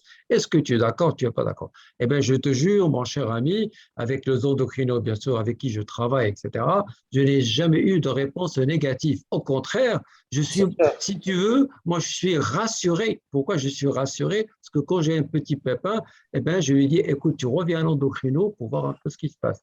Moi, ça me paraît logique. Mais alors là, le prescrire d'emblée, personnellement, je ne l'ai jamais fait. J'ai un peu peur. C'est pourquoi maintenant, une fois que j'ai eu ces messages de la part d'endocrinologues que je viens d'écouter tout de suite, je vais peut-être commencer à le faire, mais je n'ai jamais pris la précaution de voir un petit peu le pouls, voir un peu ce qui se passe au niveau de l'échodoppler. L'histoire de mycose, je ne la connaissais pas. Merci de me l'avoir.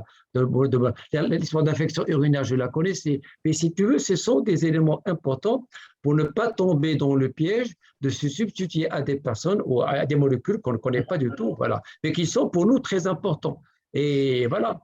Moi, je pense que le débat de Brennan-Diro, c'est pour sortir avec ce genre de conclusion. La conclusion que tu as dite, elle est intéressante. Je pense que tout le monde peut être d'accord. Voilà, donc il faut absolument qu'il y ait une concertation. Il ne faut pas hésiter à écrire un petit mot. Il ne faut pas Ouais. hésiter à prendre le téléphone, d'accord, pour se concerter pour le bien-être d'un patient, je pense. Exactement. Maintenant, pour l'insuffisance cardiaque, tu es d'accord avec moi qu'on peut quand même se permettre de traiter ces patients-là. Ah oui, oui, c'est clair, c'est clair. Je suis d'accord avec vous. Si, par exemple, un de mes patients arrive chez professeur Shraibi, il nécessite un analogue du GLP-1 ou un inhibiteur de SGLT2 que je n'ai pas prescrit. Il est chez vous en consultation, il est chez vous pour une exploration cardiovasculaire.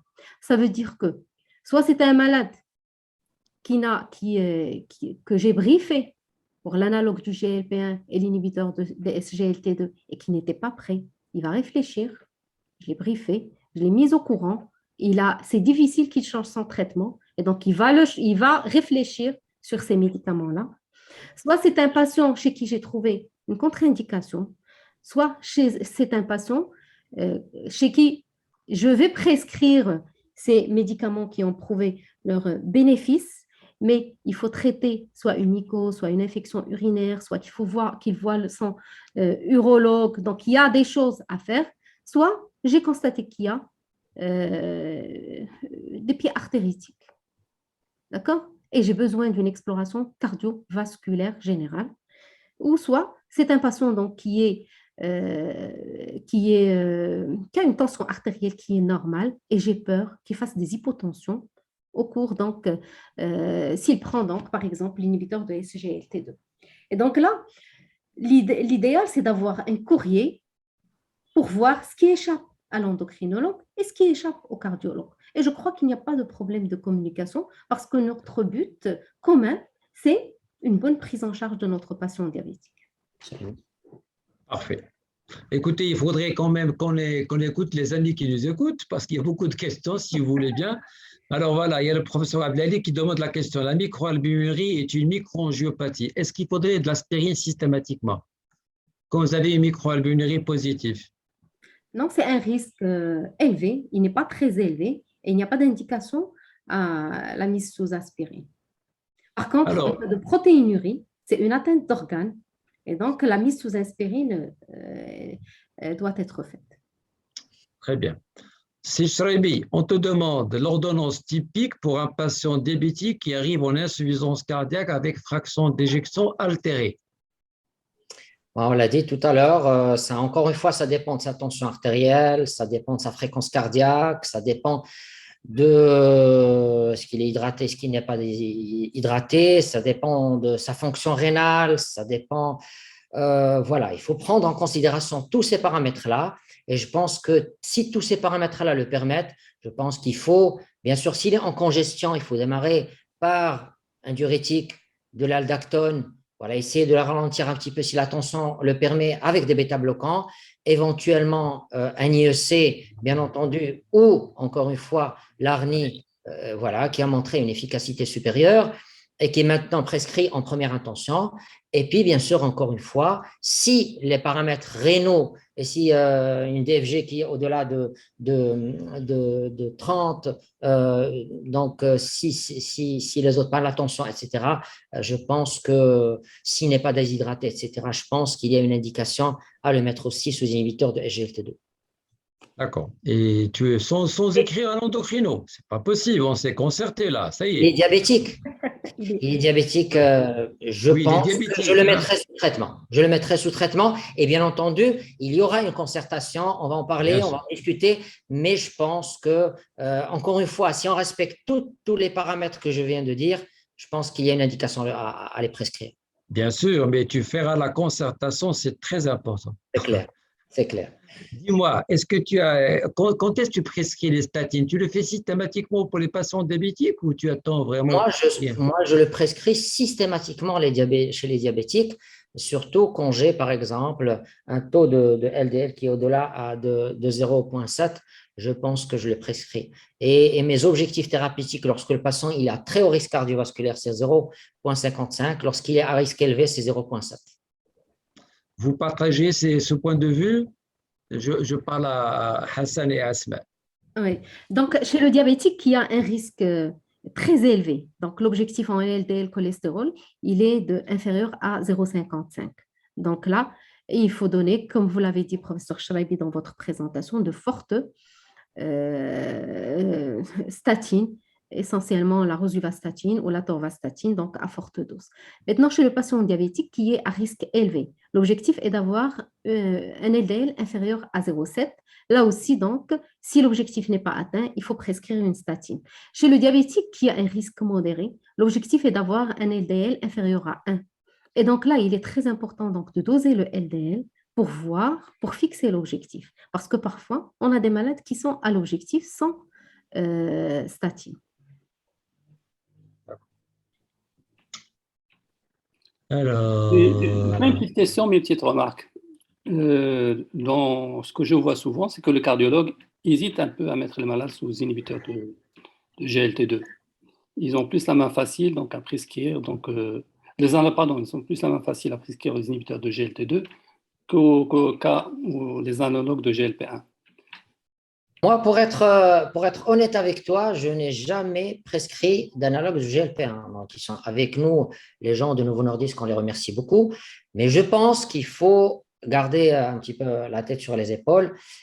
Bien sûr, on n'a pas la main facile pour prescrire ce genre de médicaments. Donc, c'est pas par voie orale. Il faut un minimum d'apprentissage, il faut un minimum de bagage, il faut un minimum d'expérience avec cette molécule. C'est pas que on pourra pas le faire. Je pense que c'est possible, mais c'est pas. Moi, personnellement, je ne l'ai jamais prescrit. Je ne sais pas si il a déjà fait. jamais. Il n'a pas prescrit même les inhibiteurs. Jamais. Je ne pourrais jamais le faire et je ne le ferai jamais. Je le déclare devant tout le monde. Non, mais Moi, je te défie. Ce que je suggère, c'est que plutôt lorsqu'il y a l'indication, il faut peut-être là aussi dire à l'endocrinologue que l'indication y est. Voilà. Parce que l'indication dans les maladies athérosclérotiques, c'est une Ouais. très bonne indication. D'autant plus que ces molécules actuellement sont remboursées par les organismes de sécurité sociale. Ouais. Exactement. Nous, on prescrit énormément les analogues du GLP1, le Victoza, comme les inhibiteurs de SGLT2. D'ailleurs, pour les analogues du GLP1, ils sont disponibles à l'hôpital. Donc là, avant qu'ils soient remboursés, donc les ramédistes bénéficiaient donc, du traitement par analogue du GLP1 et on a un très bon recul à différents niveaux, essentiellement donc, chez les diabétiques à très haut risque cardiovasculaire et aussi donc, chez les diabétiques qui sont obèses. Donc là, il y a un désencombrement métabolique. On a l'impression qu'on agit sur l'athérosclérose, qu'on va vers ce vaisseau, cette plaque d'athérome à tous les niveaux de l'organisme. Et d'ailleurs, comme vous le voyez au niveau de l'étude LEADER, l'effet, il n'est pas rapide. 6 à 8 semaines, et là, c'est là où les courbes vont s'écarter. Ça veut dire qu'il y a un effet anti-athérogène. Ça veut dire qu'il y a un effet donc, de fond sur la plaque d'athérome. Et donc là, on le prescrit et on est très content. On a une grande série. Donc, sa prescription est de plus en plus facile grâce au remboursement. Parce qu'il est remboursé, donc le Victoza est remboursé à 100%. Par toutes les mutuelles, par la CNOPS aussi. Donc là, donc juste, il faut prévenir le malade comme quoi il y a un risque de nausée. Comme ça, s'il y a des nausées, donc il va savoir que c'est à cause du médicament et que c'est passager. La perte de poids, elle peut être de 4 à 6 kilos, comme elle peut être spectaculaire, d'une vingtaine de kilos. Et c'est une perte de poids, c'est une obésité viscérale. Ça veut dire que vous avez cette obésité viscérale qui est recherchée, cette perte de cette graisse, elle est recherchée chez les patients diabétiques. Une question importante. Est-ce que les inhibiteurs de SGLT2 sont remboursés par les mutuelles? Par les mutuelles privées, je crois. Oui. Par les mutuelles privées. Remboursés par les mutuelles privées, par la mais CNOPS, remboursés par la CNOPS et l'ANAM pour le moment. Pas encore par la CNOPS et l'ANAM. Les analogues, ils sont remboursés. Privées. Ils sont peut-être plus anciens. Ils ne font pas la distinction. Pardon. Ils ne font pas la distinction entre prescription par diabétologue ou par cardiologue, non? Ça va venir. Ça va venir. Ah oui. D'accord. Il y a donc des référentiels qui sont en cours de réalisation, ça va venir. Très bien. Hassan, tu vois des questions? Non, pense qu'il y a une question sur les inhibiteurs de GLT2 à prescrire le matin pour contrecarrer la polyacurie. Oui. Asma? Pardon, les inhibiteurs À après prescrire le matin pour contrecarrer la polyacurie. Ben, s'il mange beaucoup et s'il a une glucosurie, il va avoir la polyurie la journée et le soir. Une polyurie, donc toute la journée et même le soir. Donc là, ce sont des médicaments qui vont entraîner l'élimination du glucose au niveau des urines avec donc du sodium. Et donc, tant qu'il y a un apport de sucre, quand la filtration dépasse donc les 1,80 g, on va avoir donc du sucre qui est éliminé au niveau des urines. D'accord. Je pense qu'il n'y a plus de questions. Donc, Saad, tu conclus. Je vais conclure que je suis extrêmement content de voir qu'enfin il y a cette concertation qui se produit entre diabétologues et entre cardiologues sur ces molécules qui probablement vont nous changer un petit peu la vie. Et moi, je trouve ça extraordinaire parce que moi, je connaissais si tu veux, un traitement de l'insuffisance cardiaque que j'ai jamais appliqué maintenant que je suis dans le secteur privé. Maintenant, le traitement d'insuffisance cardiaque, c'est quelque chose qui a complètement changé, qui a donné vraiment des résultats extraordinaires. Et ce qui est important, c'est qu'il faut qu'il y ait toujours cette concertation entre nous. Merci de nous avoir appris beaucoup de choses. Merci à tout le monde. Merci à Saïd Choraibi qui m'a appris également beaucoup de choses, bien que je ne suis pas d'accord avec lui sur le fait que l'épreuve de fond, il a laissé de côté. Dans le contexte marocain, je continue à le dire, dans le contexte marocain. Voilà, je te laisse conclure, mon cher Hassan, et c'est toujours un plaisir de vous retrouver. J'espère qu'on aura d'autres tables rondes. Merci Saad.